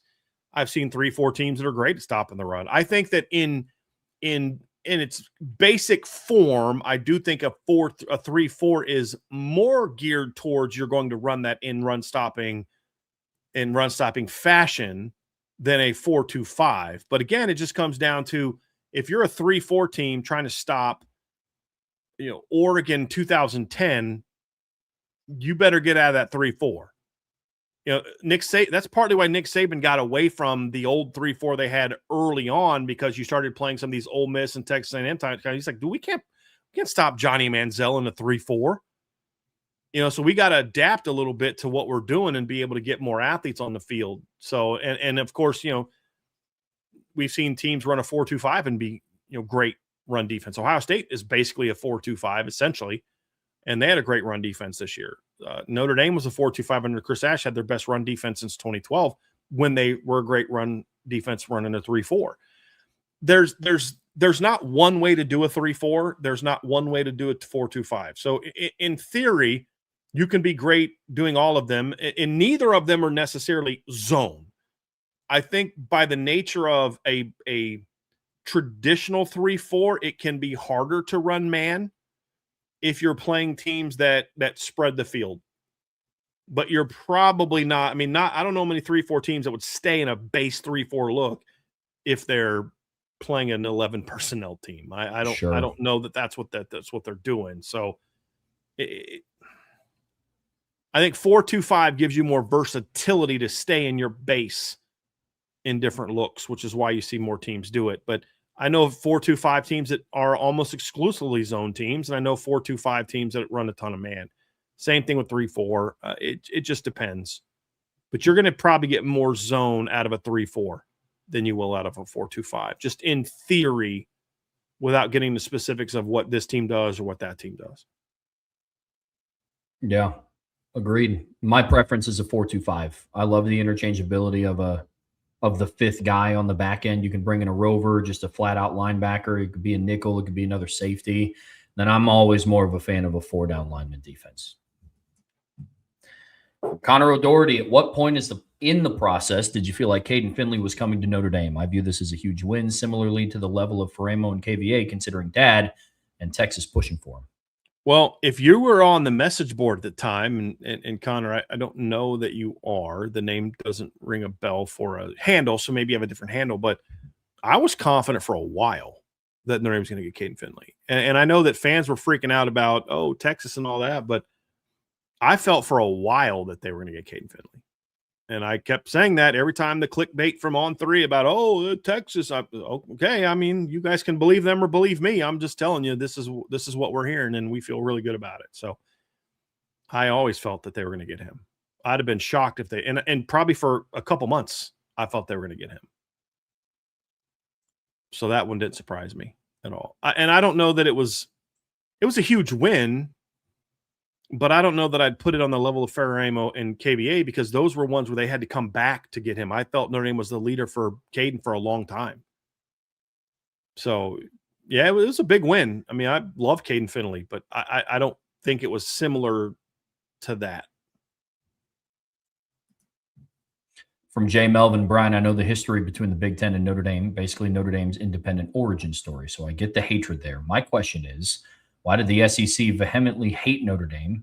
Is it just about religion?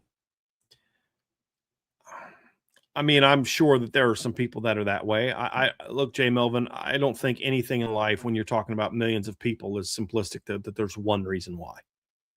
So you want to say why they vehemently hate Notre Dame?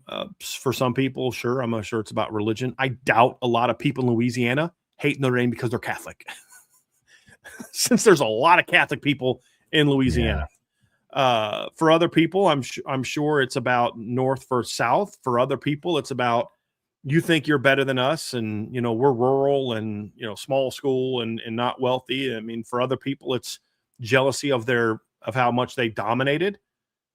I know Alabama people that hate Notre Dame, and they love holding on to what they did to them and recently, because they had no track record of success against Notre Dame prior to Brian Kelly's arrival. So, I get that.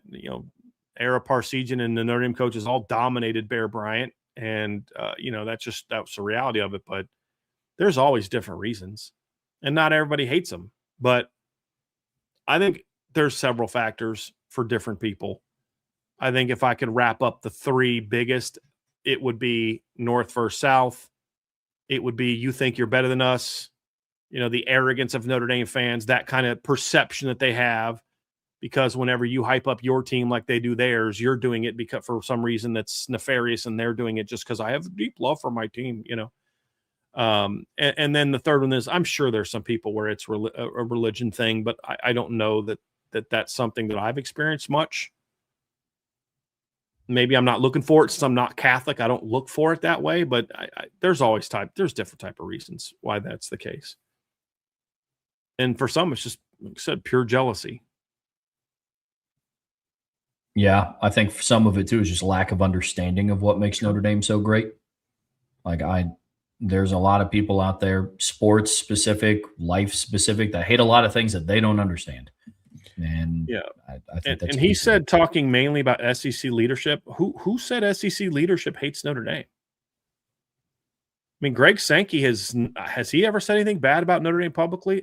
I don't remember much. No. I mean, him and Pete Bavacqua have a good relationship. Pete's talked about that. Who did he say was like the one person he talked to after the snub? It was Greg Sankey. Yeah.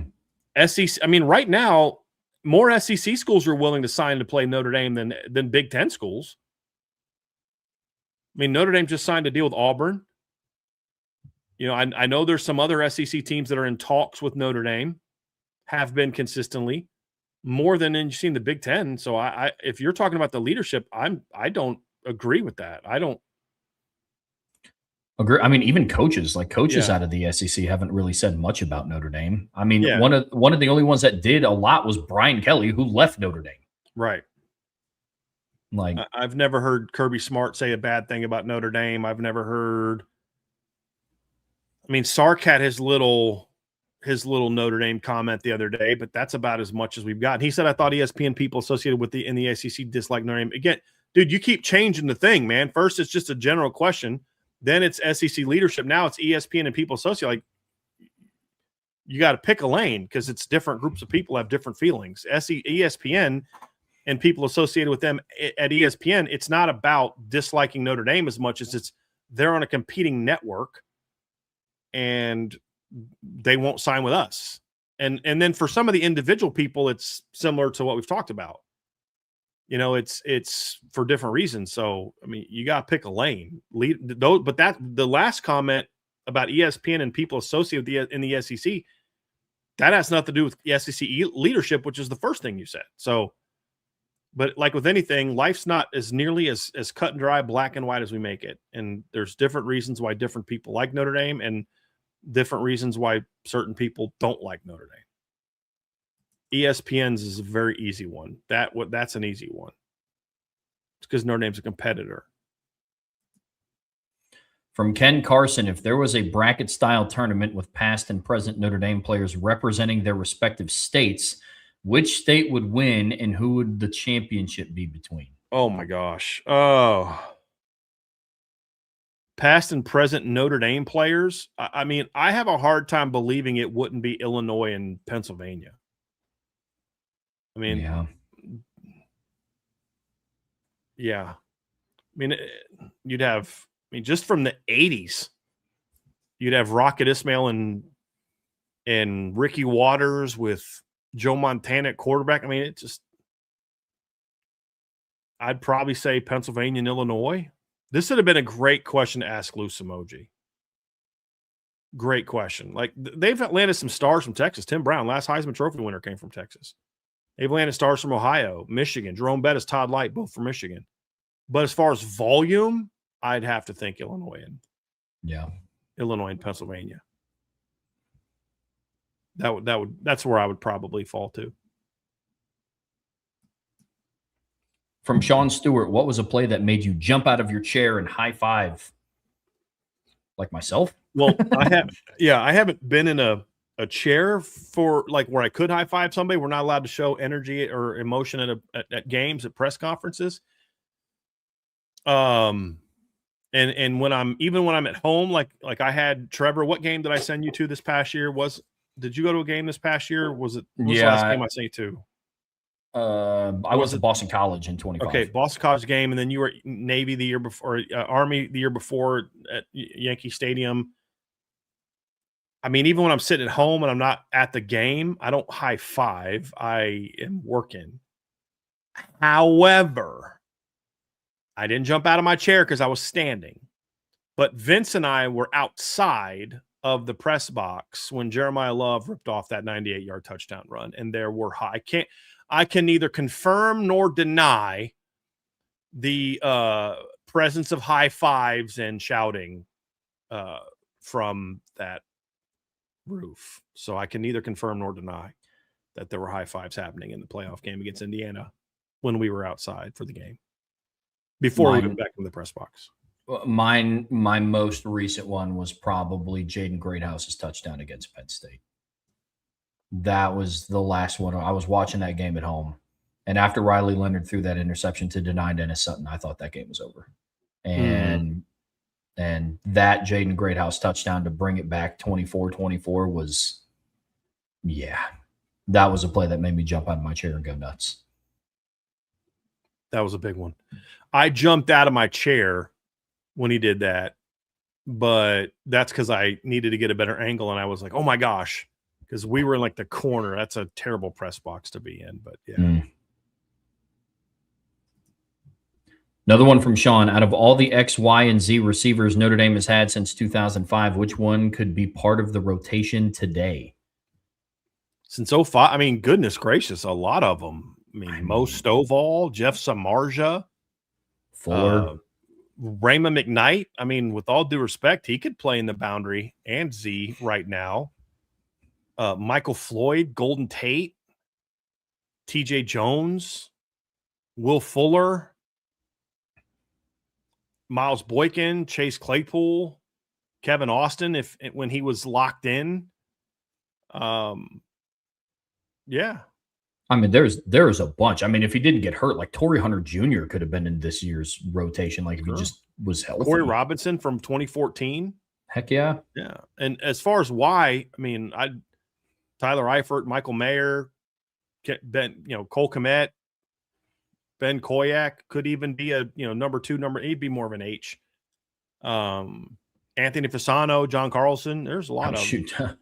Better believe Tommy Tremble would be in the rotation as a run blocking tight end. True. Better believe that. Yep. From Salty, what are the odds that the college football playoff champion will be a team that has not been a champion any time in the last 15 years? Notre Dame would qualify.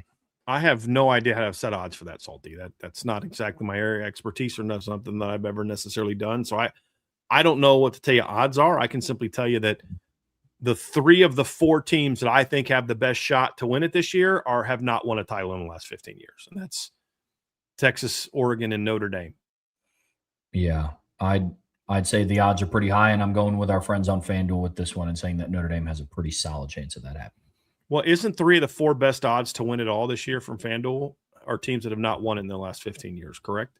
I believe so. Yeah, I'm looking at that right now. Notre Dame's up there. Texas is up there. Oregon's up there. So the top I would imagine 4 Miami has a shot. Give me the top 10. Give me the top 10, Trev, if you don't mind. The top 10 is Ohio State at 1, then Notre Dame, Texas, Indiana, and Oregon are tied at plus 750. Then Georgia's at plus 850. Miami's at plus 1,200. A&M is at plus 2,000. And LSU is at plus 2,200, tied with Ole Miss and Bama. So of those 12 that are tied, right, 6 of them have not won a title in the last 15 years. So half that field has not won a title in the last 15 years. So I don't know how to put odds to that, Salty. That's not really my thing, but I think there's a pretty decent chance that there's a team that's going to win this year that has. And look, 2 of the last 3 national champions have not won a title within 20 years. And actually, hold on. So 21, 23, 25. 3 of the last 5 national champions. So hold 6, 1, 2, 3, 4, 5. Last 5 years, we've had Georgia's 1, 2, Ohio State, Michigan, and Indiana, correct? Mm-hmm. Georgia, Michigan, and Indiana had not won a title in a long time. The most recent title of those 3 was actually Michigan's half a title in 97. Indiana had never won a title. And Georgia hadn't won a title since Herschel Walker in 1980. Beat Notre Dame, by the way, in the Sugar Bowl for that title. So we've seen a lot of that. We've seen a lot of that in recent years. Georgia and LSU in 19 was getting close to 15 years. They hadn't won since 07. So they were at like 12 since their last title. So we've seen a decent amount of that in recent years. When Clemson won in 16, they hadn't won since like 1981.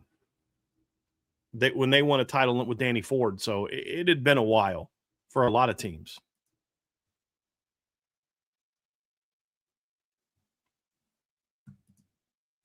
From Salty, who is likely to have the most impactful season? Trinidad Chambliss, Malachi Tony, Colin Simmons, or KJ Bolden? Whew, man. Well, I mean, you picked guys that have to be good for those teams. I can't put a safety with those other three just because of there's a limited impact he can make compared to a defensive end or quarterback. You could maybe say with a receiver, I think the need for Malachi Tony to be a star this year is not as great as it was last year because they do have it's going to be, you could shut Malachi Tony down and still get ripped up by Miami because of the supporting cast that he has with him this year will be better than what is last year. I'd probably go Colin Simmons and Malachi Tony because I think Trinidad Chambliss is going to be great this year. I just don't think the team is going to be greght. That's the point I made with Bill the other day, Trev. I think he'll be very good, but he won't be in the Heisman conversation because his team will be like 8-4, 9-3. Agreed. Of this list, I think I'm going to go Colin Simmons because they don't have Texas does not have the star power in the secondary that they had in 24 or even in 25. Colin Simmons is going to have to eat this year for this defense and for the Will Muschamp defense to be successful the way that I think that they need it to be. So I'll go Colin Simmons because of what you said. I think it's between Simmons or Tony, but with Mark Fletcher coming back, Shar Brown coming back, they got Cooper Barcotti, Vandrevius Jacobs, like Elijah Lofton comes back. They don't need Malachi Tony to be what I think like Ohio State's offense will need Jeremiah Smith to be, so that's how I view it. I agree with that. All right. We got a couple more from Salty said, will half the CFB teams be different from last season's CFB teams? Salty, let's wait on that one because we got to do our prediction. But I think there's a chance that we'll see that we will because of the fact that you and I just mentioned we're going to probably have a different G5 team. We've had a different one every year. Notre Dame, Texas. I don't think Ole Miss is going to be in. I'm not sure about Alabama. I think Ohio State will be in. I think Oregon will be in. So that's like two that are the same. Georgia, as of now, you can't discount Georgia. Texas Tech, I still think is the cream of the crop of the Big 12. It'll be close. I mean, it's going to be close. It comes down to how does A&M do this year? Yeah. Can Miami stay locked in and focused and be the team they're capable of with their roster? If they are, they're in. I still think Ohio State's going to be in, but man, that schedule is brutal for Ohio State. They could play well and be 9-3 and not make the playoff. You know what I mean? It could be brutal. Although as I've said before, there's an argument to be made that if Ohio State's 3 losses are close, there's a lot of 10-2 teams that won't have as good of a resume as Ohio State, even with 3 losses. Agreed. Just depends on who they lose to. And in that scenario, if Ohio State's going to be 9-3, you're almost kind of want to root for one of those losses to be to a not very good team because then you have more good wins. But anyway, that's a different conversation for another day. So it's going to be close. It comes down to, how's Bama? How's A&M? Only one of the G5s is, even if you have a repeat G5, they're not both going to make it again. So that's 3 right there. So what do you say? So one of the G5s, A&M I don't think I have in this year, or they're borderline this year. I don't have Ole Miss. We'll see about Bama. We'll see about Indiana I think will be in this year, but it's not a given that they're going to be in. But that's one of those things you talk about. Does another USC's a hot pick? if USC makes it in with their schedule, they might be knocking somebody of these other teams out, Sure. Oregon or Indiana or Ohio State. So it's not a given that it's just going to be an additional Big Ten team. So I think it'll be close. Right now, I'd probably lean towards about half or maybe less than half just because of the knowns that we have. I think a lot of teams have made it last year. Ohio State's going to be really good. Georgia's still going to be really good. Oklahoma, I think, is going to be better than last year. But even still, with their schedule, there's a world in which Oklahoma is better than last year, but they don't have as good of a record as last year. So it'll be close. It'll be close. Agreed. And that's kind of his next question is, will Oklahoma fail to make the CFP? A lot of people don't have Oklahoma in. I was glad to see that Bill Bender and Sporting News put them in. I'm high on Oklahoma this year. I think they're going to be better than they were last year. But that doesn't mean that a lot of teams in the SEC, I think, are going to be better than they were last year. Doesn't mean they're going to get in, but I actually like this Oklahoma team this year, Trev. I really do. I'm with you there. I think Oklahoma's – I hesitate to call them a dark horse. I guess technically a dark horse against the field of people who don't think that they'll get in, but I'm with you. I think they repeat. All right, let's get to some more questions here. We've got one from let's see here. Let's go from Ian Premer. From John A1, if Ian Premer is ahead of schedule the same way that Rodney Dunham and Devin Fitzgerald showed themselves to be, will he be one of the top 2 tight ends on the depth chart game 1? Top 2 game 1, I'd say no. Because I think top 2 is going to be 12 personnel, 2 blockers. What I will say, however, John, is I think if he's as good as we think he is and he's ahead of schedule like Dunham and Fitzgerald, he will play in week 1. And not play as in like when they're up 35-0, but he will play. Will he be 1 or 2? That's going to be tougher because the 2 kids there are also very good. Because Devin Fitzgerald won't be in the 2 deep, most likely. I don't think he will. He's at a position where there's 2 really good veterans, especially ahead of him in the Flanagan. Well, 1 veteran and then 1 really talented up-and-comer young player as well in James Flanagan. So he'll play if he's as good as we think, but I don't know that he's in the top 2 per se. He's more of a, hey, we got an Ian Premer sub package that we're going to utilize. I think it's more along those lines. Agreed. This is a fun one from John. You're on a cross-country flight and you've been given an option of 2 middle seats. Option 1, between Brian Kelly and Brian Van Gorder. Option 2, between Sean Sevillano and Gerby Lambert. And option 3, between Lincoln Riley and Tony Petitti. Option 1 is a hard no. Just that'd be a miserable flight. You can't have 3 big people in a row. Those are big guys, and I'm too big. I'm not as big as I was a few months ago, but I'm still. By the way, Trev, today I weighed in. It's the lightest I've been in 2.5 years, so I'm very excited about that. Trying to keep it going, but actually 3.5 years. But probably Lincoln Riley and Tony Petitti, because I would make their life a living heck. They would have a lot. They would hear a lot of things from me. Yeah. They would get my opinion on a lot of subjects. I wouldn't even want to waste my breath with those first 2 clowns. That's fair. I would enjoy sitting between Gerby and Sullivan, Sean Sevillano, if the seats were bigger, like if there was a plus size part of the flight. But if not, I would love to let Lincoln Riley and Tony Petitti get a piece of my mind. Yeah.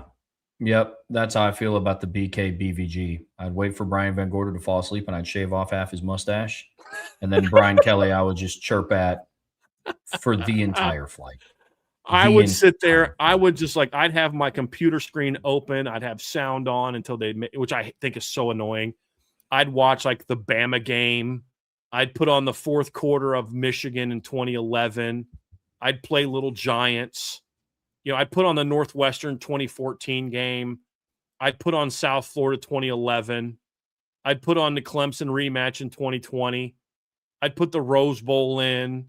I'd put the Cotton Bowl. I mean, I just would sit there and just play all the games. I'd put Miami 2017. I'd put all the embarrassing games that he lost and choked in.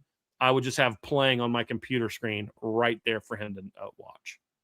Yeah, I would edit a video of Brian Kelly on the dancing thing. Yeah. When he was with that recruit, to it dubbed over the sound of him saying family for just the entire flight and play it out loud for 9 hours. Yeah, that'd be fun. That'd be fun. That'd be actually miserable. I wouldn't even want to put the energy into it. Just so we talked about it and make fun of them, but I would just they're non-entities now. Neither of them coach football. They're not positions of leadership. Yeah. From Brandon Gilbert, is Pete Bavacqua following trends or setting them?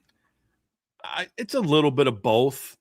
I am worried that he is not leading as much as I want him to lead. I do have that concern, but he's doing. And any good commissioner, unless you want him to be Tony Petitti, any good commissioner needs to be able to balance both. And he's kind of the commissioner of Notre Dame as far as like his role as the AD is on the same level as commissioners of other conferences. So there always needs to be a little bit of a, are we kind of going along with this, or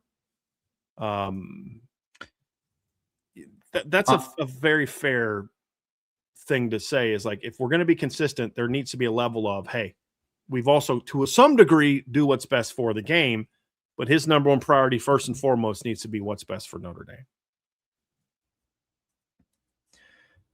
Brian, we got the Friday free-for-all mailbag going on here at the Irish Breakdown Podcast, brought to you by our friends over at FanDuel. It's been an awesome, awesome day of questions. You guys have really brought the heat today, no doubt about it.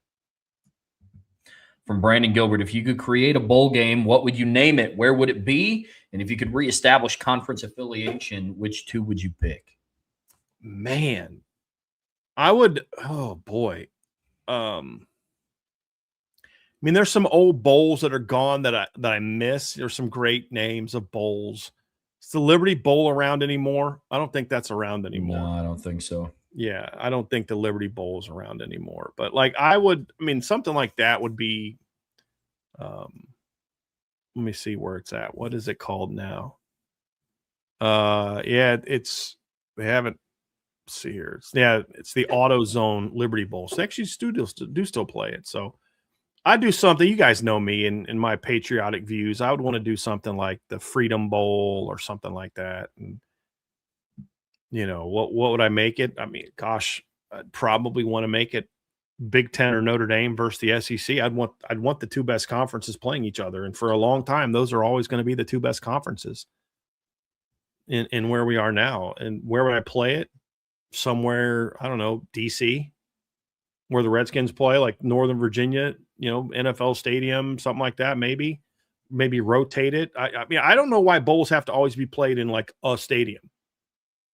Why can't the Freedom Bowl one year it's in Philly, the next year it's in Massachusetts? Think about all the, Virginia, where a lot of Civil War battles were fought. There'd be some cool things to, that'd be fun to do. Maybe have it be a little bit of a moving bowl from city to city. But yeah, I would have it one year in the South, 1 year in the North. That's what I would do.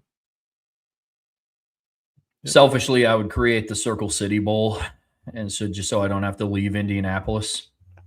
I would set it up to where it's the Big Ten versus the SEC, and they would both get a little bit of something out of it. The Big Ten could be like, yeah, come up here and play us. But then the SEC would be able to play indoors at Lucas Oil. Like, I mean, I think it would check a lot of boxes. I think that'd be fun, very selfishly for me. What was the year that the title was played in Indy? It was Georgia versus, was it Georgia TCU? It might have been. No, I'm thinking of the Big Ten championship. I don't know what year. I thought, no, because I'm not sure. I thought it was the Georgia year that they beat TCU, but I could be wrong on that. It might have been Michigan when they beat Washington. I just remember it wasn't the TCU game. It all just blended together because Michigan won the Big Ten championship like 3 years in a row, and that's also at Lucas Oil. Yeah. It was the Bama Georgia game. That's what it was in 21. Okay. I thought right. Georgia was one of the teams that played in it, but I couldn't remember which year it was. It was the 21 season. One thing that I think would help bowls if like they just got more slightly serious names. Like I was talking to a buddy about that the other day, and like people want like bowl games to mean more, and it's like it doesn't have to sound like mean, But like the Pop-Tarts Bowl, the Mayonnaise Bowl, Well, and then like you also have to do these ridiculous sponsor names. Like the only one I remember as a kid, it was like they were sponsors, but they were like FedEx Orange Bowl, right, Tostitos Fiesta Bowl, the Goodyear Cotton Bowl. the Now it's Allstate like, Sugar Bowl. yes, now it's like the so and so such and such, and it's like, dude, what the heck is this? Like, I'm not saying all that. It's like like when with all due respect to the guy that sponsors that, when I see Notre Dame do press releases and they put like whoever the sponsor of that, I'm not putting all that in an article. I'm just not doing it, man. Like, I'm sorry. It's just like I'm just not doing it. I'm just not doing it. Super chat from UT Irish. Our guy Drew Rainey, appreciate you. Glad you two were okay. Made me nervous. Jerome Bettis is my favorite running back of all time. I think he's top 5 of modern Notre Dame running backs. But could he play in today's game? Heck yes. Absolutely. No question. No question. You think about, you're spreading the field for him to run the ball through. He had great feet, great vision. Yeah, he could absolutely play in today's game. Without a doubt. Would he be a fullback? No, he'd be a tailback. I mean, he would be more of what he was in the NFL than what he was in college. But yeah, Drew, I absolutely think he could play in today's game. Yeah, no doubt. Yeah. No doubt. Now, not all great running backs from the past could play in today's era, but most from the past 30, 40 years could play in today's era. I can't think of anybody that running back from the last 30, 40 years that was like a great running back that couldn't play in today's era. Now, there are some guys who are like, dude, could you imagine Marshall Faulk in today's era? Like, oh my gosh, he would be like 1,000-yard rusher receiver every year. It'd be crazy. Yep. Plus they get 17. I mean, there's guys like that would even be better, but I can't think of a great back that wouldn't be still very good in today's game. Now, there are some that maybe they're not as good, but like when I think of Jerome Bettis, Eddie George and Jerome Bettis can't do what Derrick Henry's doing to some degree. Sure they could. Agreed. Sure they could. Super chat from Tyler Evans. BD, give me your top 3 Arnaz Battle at Notre Dame and Justin Tuck plays as well. Oh, God. Justin Tuck, I couldn't give you. I remember watching him, but the problem with these two guys is I was coaching during their tenure. So, like, I remember some of them, but, like, Arnaz Battle had the big, long touchdown against Florida State in 2002. I remember that. But I couldn't, like, specifically, oh, yeah, you remember that play? Because that's that era when I was coaching. I don't have the same – if you ever notice, I don't have the same recall of every minute that I did from things when I've been doing this job or other. Because, like, a lot of stuff, sometimes I'd have to watch the game kind of quickly, fast forward through, because I got to get to the stadium in the morning we got to break down film and do all that. So I got to quickly, the VCR, record the game, and I got to work to it quickly because I got to be up at 5 o'clock in the morning to go into work. So it was a little harder. I remember he had some really nice runs. Wasn't he the quarterback against Nebraska in 2000? I thought he was the quarterback against Nebraska in 2000. I couldn't remember. To go back and look. But yeah. Super chat from Tyler Evans. Trev, what do you think of the Myles Garrett trade and the A.J. Brown trade? I'll work back to front. The A.J. Brown trade was brewing for quite some time. I think it's a heck of a pickup for New England, and I like the fact that A.J. Brown's reuniting with Braves. I think that's a cool. What'd they give up? They didn't give up a whole lot for that, right? What did they give up to get him? I think they gave up like a 28, or a 27 first rounder, or a 28 first rounder, and then I think like a 5th round pick in this upcoming draft, I think. Something like that. And then the Myles Garrett trade, it makes sense. They're in win now mode. Stafford's going into the latter part of his career. Same thing with Devontae Adams. And obviously, based on what they're doing in the NFL draft, they have no signs of trying to be a good football team in like 2028. So, yeah, I like the trade. When you're a team in win now mode, and Myles Garrett only has a couple of years left of playing at this caliber. Mm-hmm. I mean, and really, you only need 1 or 2. That's all you need. If he falls off the cliff quickly, okay, you got that. If it's worth it, if in 2027 the wheels come off and he's injured, and as long as you won a Super Bowl this year, who cares? Yep. I think they gave up too much to get him. When you think of thinking for long term. But what are their goals? What's their goal? Is their goal to be good in 3 years, or is their goal to be the champions this year? You understand it, right? You understand it. They've got a window. And I also think that if you're Sean McVay, from everything I've read, it doesn't sound like he's necessarily in this for the next 10 years. And I've heard multiple offseasons he's thought about stepping away. If they go out and win a Super Bowl this year, then okay, he can walk away. So, yeah, I get it to a degree. I come back to why do all that and still draft Ty Simpson at 13? That's the thing that gets me. Couldn't even tell you. That's the thing that gets me, man. I can't get past it. Can't get past it. Not a clue. Thank you for the super chat too, by the way. I appreciate that. Here's a good one from my guy, Chief Brody, who I'm always hammering, but this is a really fun question. The best crowd pops, Jeremiah Love versus Indiana for me, and underrated the fourth down stop end around versus Ohio State in 23 when we thought Notre Dame was about to win the game. That was a good one. Some of the pro Notre Dame ones for me, Trev, I've said this before, 15 Will Fuller against USC. Crowd was quiet. They had just given up a touchdown against USC. Cody Kessler just went right down the field. And if you have to remember, that was a here we go again moment, because the year before in 2014, USC had annihilated Notre Dame, just destroyed Notre Dame. And it ended up being like 49-14 was the same score as the year that Notre Dame beat them in 2017. But if you remember, Sark called off the dogs on Notre Dame in 2014. He could have hung 2-3 more touchdowns in that game if he wanted to. Like, he could have really embarrassed Notre Dame in 2014. And he chose not to. And I've always kind of had a little bit of respect for him, although he's losing a lot of respect to have for him this offseason. But, like, it's one of the reasons a lot of times I've been a defender of Sark. But so you have that. They go right down the field. Notre Dame fans are excited. It's a night game. And remember, this is before night games became quite as common as they are now. They'd have, like, one a year at that time. And they had just kind of started having the one a year. It was still kind of newish. And you're feeling good about your team. USC comes into town. I think we got a chance to win this one, but I mean, USC beat you pretty good the year before. And if you remember, USC had won 2 of the last 4 games. They had won in 11 and 14. Notre Dame had won in 12 and 13.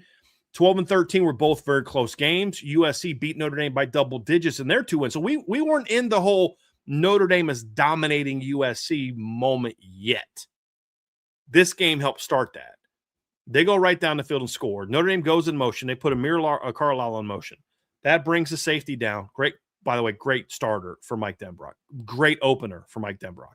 USC rolls down, and because they were going to roll down and put Adoree Jackson one-on-one against Will Fuller, and Notre Dame was like, we want to take that shot. Double post, Fuller's the outside post, safety comes down, boom, throw it over the top. You could hear the crescendo, Trev, of the crowd as the ball was in the air. It was very quiet. You just come out of a TV break. Very quiet. I'm up top. So I was actually outside for this because Angela was videoing the game for me. And I'm up top. And so I was like, well, I'm gonna wait till the series and then I'll go back to my spot. This is the one, the press box on the other side. And you can hear the volume get higher and higher as the ball's traveling and fans start looking down the field and seeing Fuller open. You hear it grow, and the minute it hits the ball hits his hands, that place exploded. Absolutely exploded. Were you at that game by chance, Trev, in 15? Unfortunately, I was not. Dude, it was so loud. Probably the loudest moment other than that play with Jeremiah Love. Another good one was we talked about earlier, the Kyle Rudolph touchdown pass to Dane Christ's Kyle Rudolph 95-yard touchdown pass against, was it 95 or 94? 96. It's a long 90-plus yard touchdown pass to Kyle Rudolph. That was a big one. I wasn't there in 06 for the UCLA. You were, right, Trev? Weren't you at that game? I have to imagine that pop was crazy when Samardzija caught that ball. Once it was the loudest pop was after he broke the tackle. Okay. Because when he cut back, stumbled a little bit, and stayed on his feet, that's when the loud crowd pop happened. Yeah. I mean, every reception was, because he went like Samardzija on the sideline, and then David Grimes up the right sideline again, but he didn't get out of bounds. And then Samardzija, when he caught it over the middle, I remember at the time my dad was screaming like, "Get out of bounds, get out of bounds." They had no timeouts left. And then he made the cutback, stayed on his feet, and then that's when everybody went even more crazy. I'm getting goosebumps, dude, literally just thinking about that. I remember being at home watching that game. That was electric. And then some other ones that I've been in the stadium for, the J Love Indiana one was definitely there. I was in the stadium for the OSU with your dad, also for your dad with that one too. Yeah. Yep. And then I was also with my dad for the 22 Clemson game, the BMO pick 6 against Clemson. That was loud.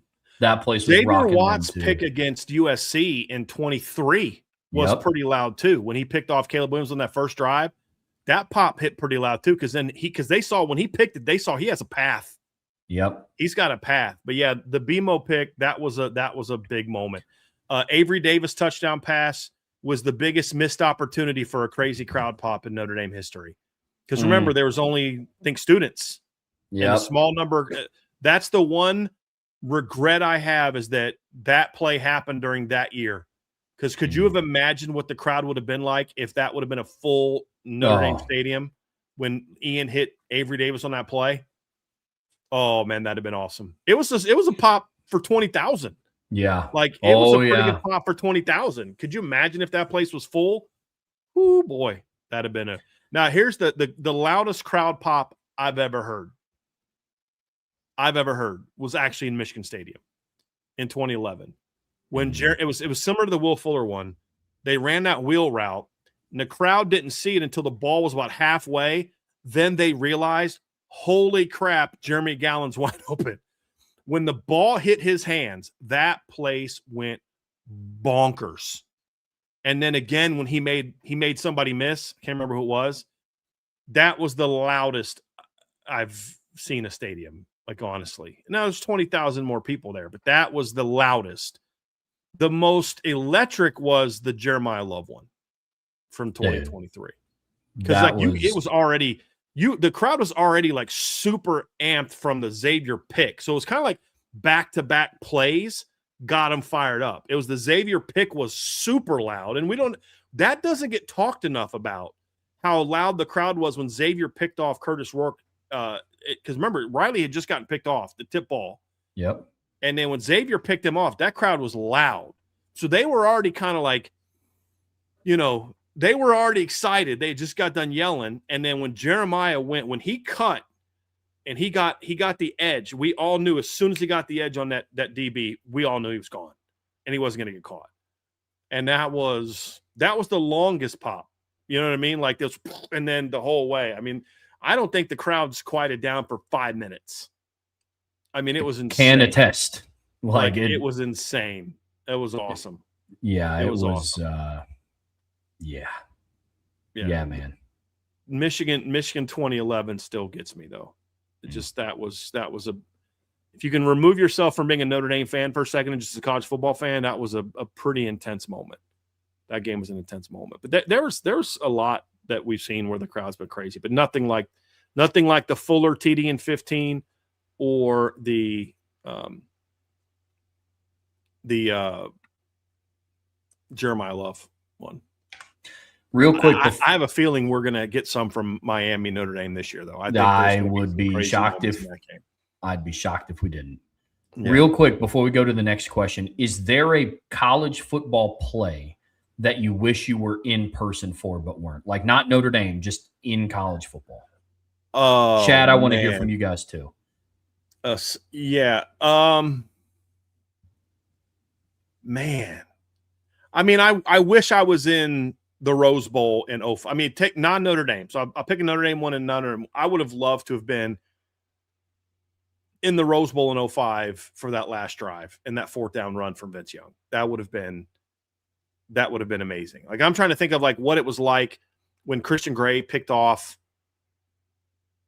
Drew Aller and like multiply that for that touchdown run that he had. I mean, that was one.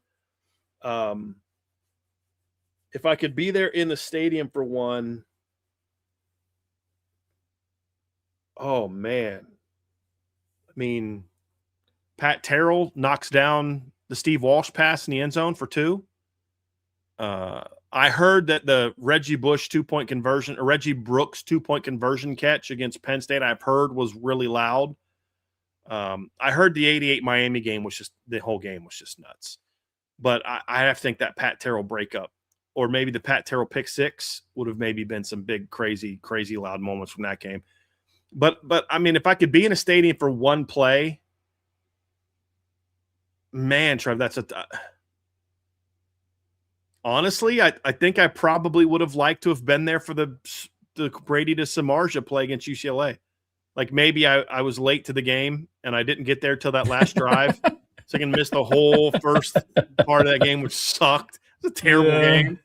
That might be one.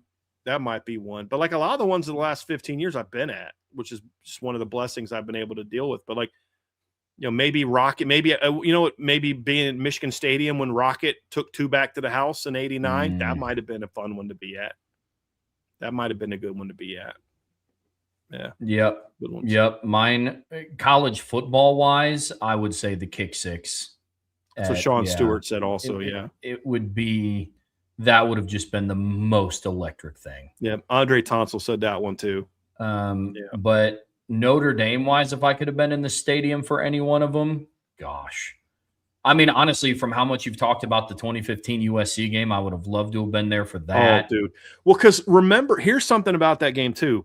They were doing construction on the stadium that season. Yeah. And however they had it, it was funneling noise. Like, however, like they had things like taken out, it was fun. I remember being there for the Texas game thinking, dude, this is super loud. Like, it was the loudest I'd ever remembered it because of whatever they were doing the construction. Somehow it was pushing the noise back into the stadium. So this is especially loud that year. Mm-hmm. That would have been a big one, a real big one. Super chat from Raymond Hartman. Appreciate you, man. Just to show my appreciation for all the hard work you guys put in. Can't wait to see Cisse, Henderson, Fakatu, Parks, and Jones in the 27 class. Got some work to do before all those boys join the class, but hopefully they do. It would be amazing if they did. There's no doubt about that. Here's a good one from Salty. Not that he doesn't come up with other good ones, but this one is one that I like.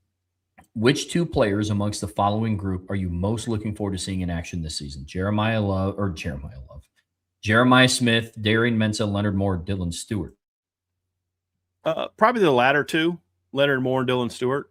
I think Dylan Stewart's a really good defensive end. And then Leonard Moore, obviously, because I'm a Notre Dame fan.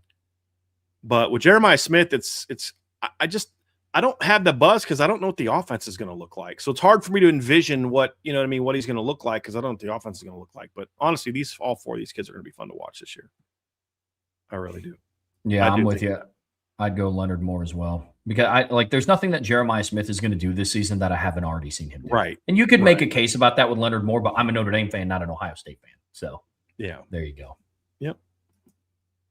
Another one from Salty. Eric Morris has had tremendous success in short order at his last 3 schools. He seems to be following the Cignetti blueprint in his move to Oklahoma State. Will he succeed and when?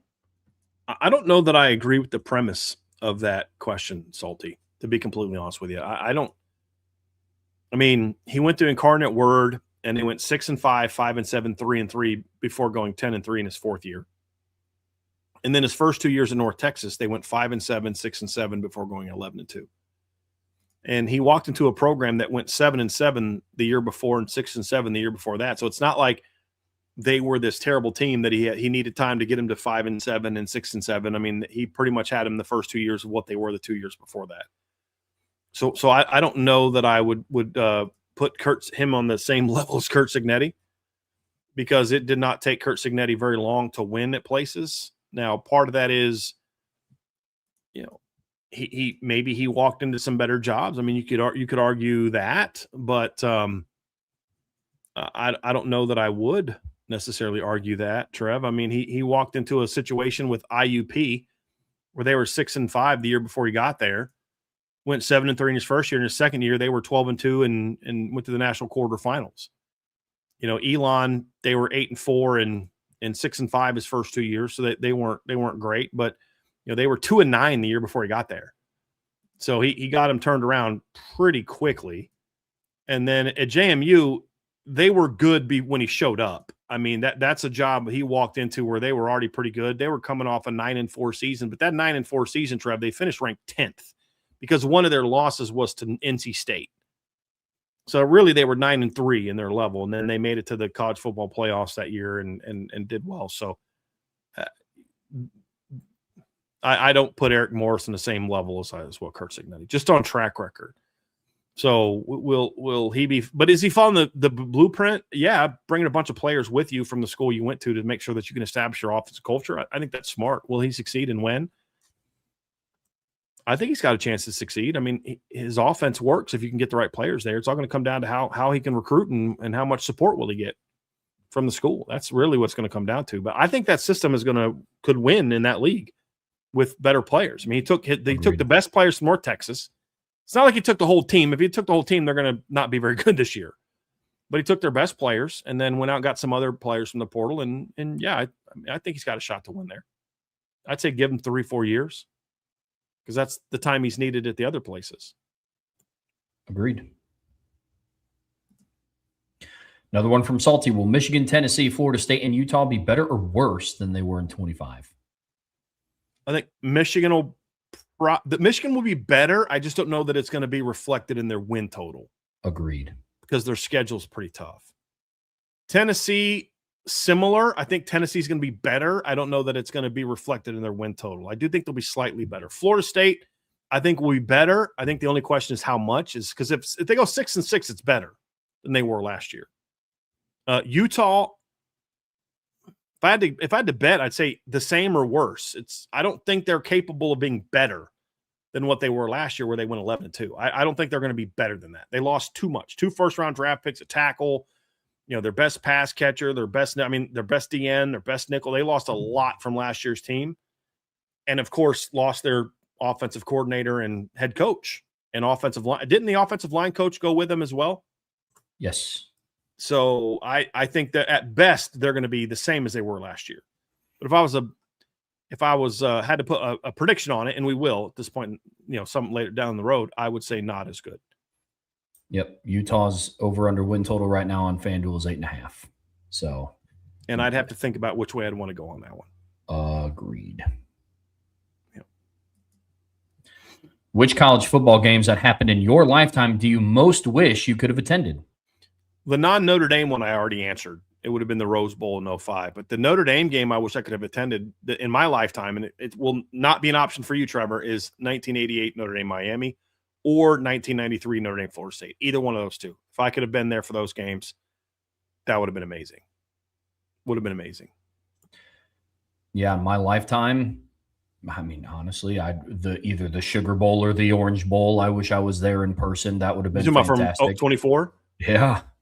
Yeah, but and let me specify, like, as a fan, like being in the press box is cool and I love it, but I am very emotional when I watch football games. Contrary to how I am on the screen every single day, I'm a much different person when I sit down and actually watch football games.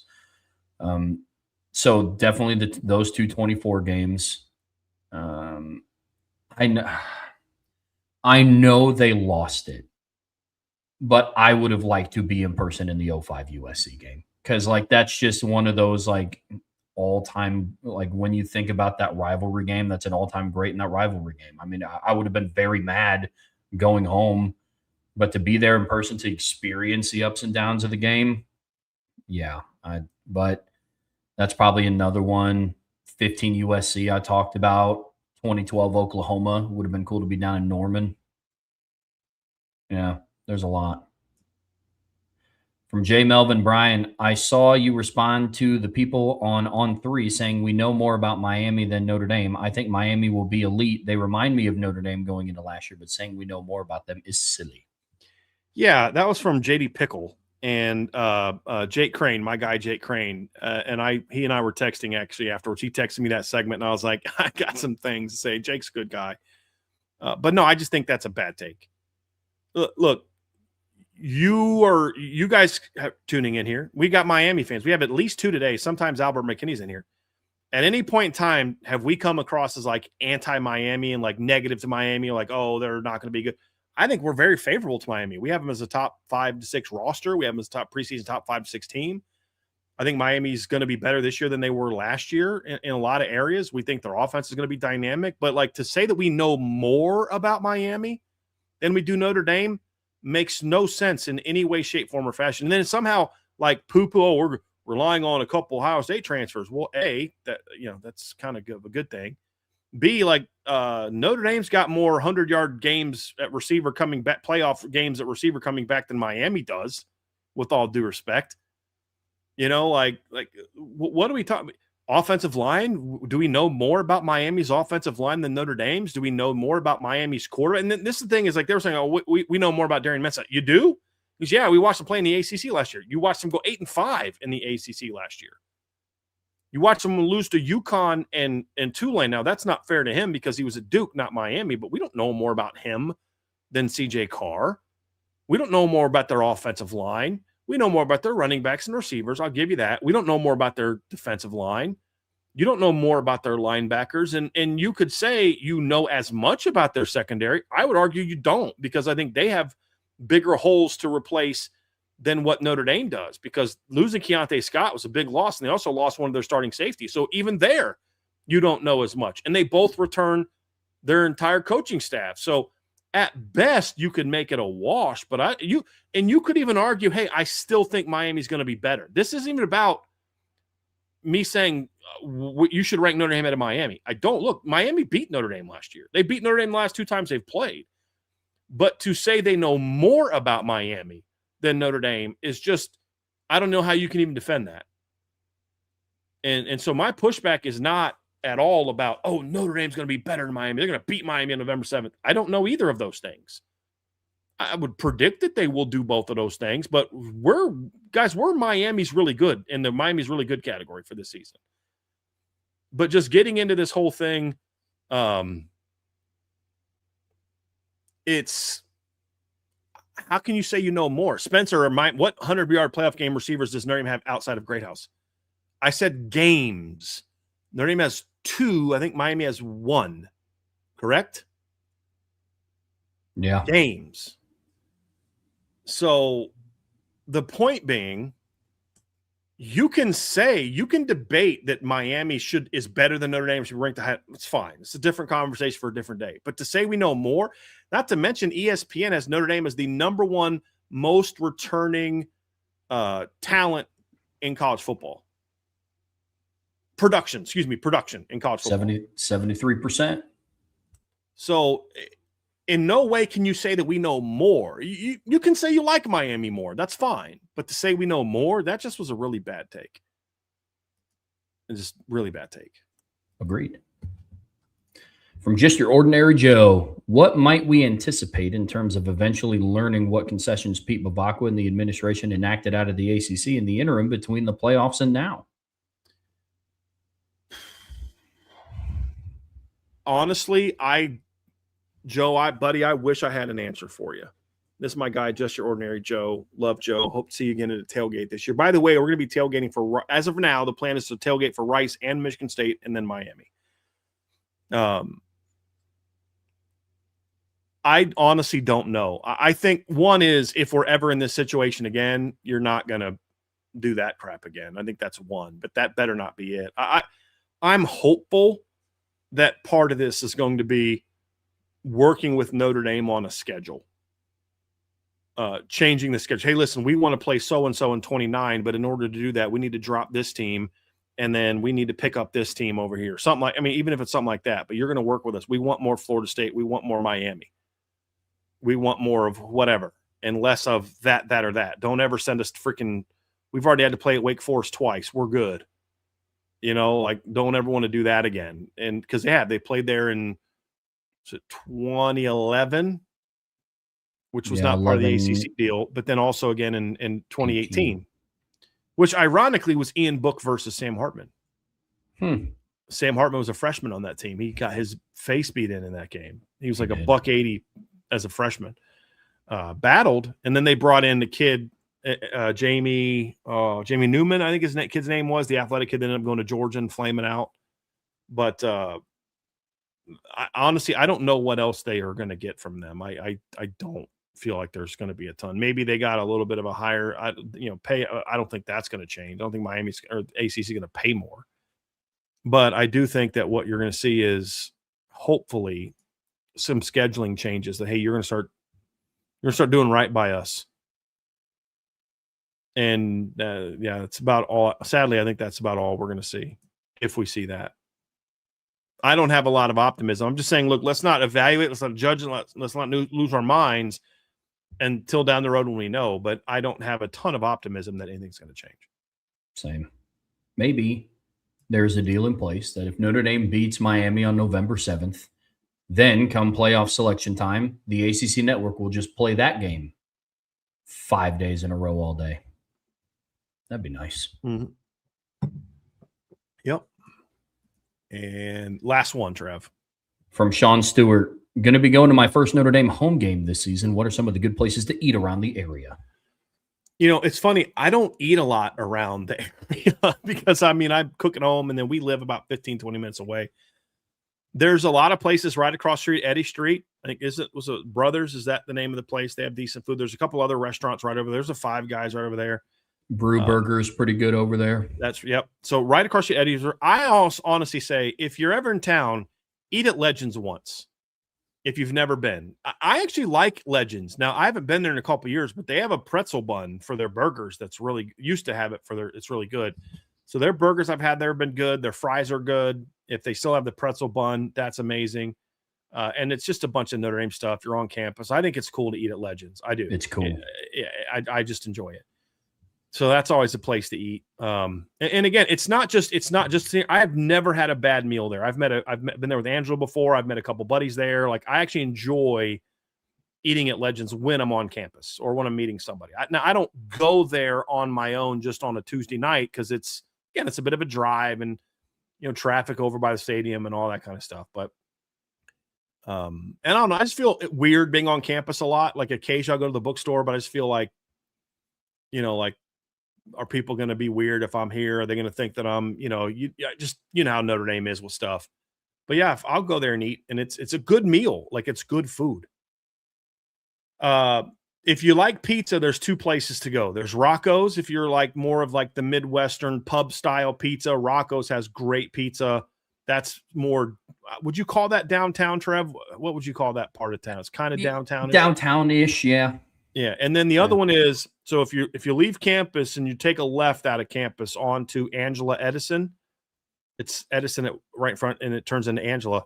Take a right on Hickory and go all the way down to right before it meets Hickory, before it meets McKinley, and on the right by the Long John Silver is a place called Polito's. I've told you guys about this before. Love their pizza. It's New York style pizza. I have the snobbiest pizza wife ever. She is born in Long Island.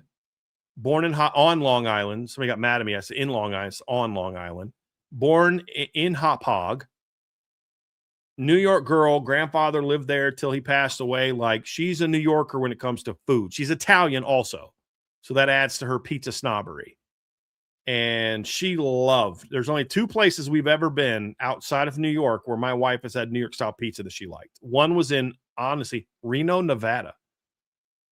We were out there visiting her dad, and there was this pizza place he found that the owners were from New York, and it was great. And then Polito's on Hickory, family-owned place. Mom and her son run it. Good people, real nice people, great pizza. And it's got a dining area. Like, you can go in there and you can sit. If you take your kids, they got like a video game and some different things going on. It's really awesome. I'm not a big fan of Barnaby's. I'm not a big fan of Bruno's. Like, I've been to Barnaby's a couple times, didn't really love it, but Rocco's and Polito's, in my opinion, are without a doubt the two best pizza places in town that I've had so far. Now, I haven't had everybody, but of the places I've been, and they're the two different types. One is the Midwestern kind of Chicago, Detroit pub style pizza, the squares and all that, and then the other's the New York style. So I love them both. That's my best bet. A lot of the other stuff are kind of like chain places, like LaSalle's closed down, so you don't even have that downtown. But Eddy Street and then those two pizza places are mine. I know I'm in the minority on Barnaby's. I just have never been like a big Barnaby's fan. Maybe it's just because the two times I went, it wasn't good. But yeah, those are my two favorite. 2 favorite pizza places. Yeah, those are solid spots. All of my recommendations come from like Elkhart. That's way out of your way unless you want to stay there. And even then, I have not lived there in over a decade. So I couldn't even tell you what food spots are up there outside of the chains. Jill said that Legends was a senior bar when I was a student in the late 80s. Interesting. Yeah, it's a like a restaurant now. I really have their food. Eon says Legends used to have a peanut butter burger that was good. Curious if they thought my wife might like that.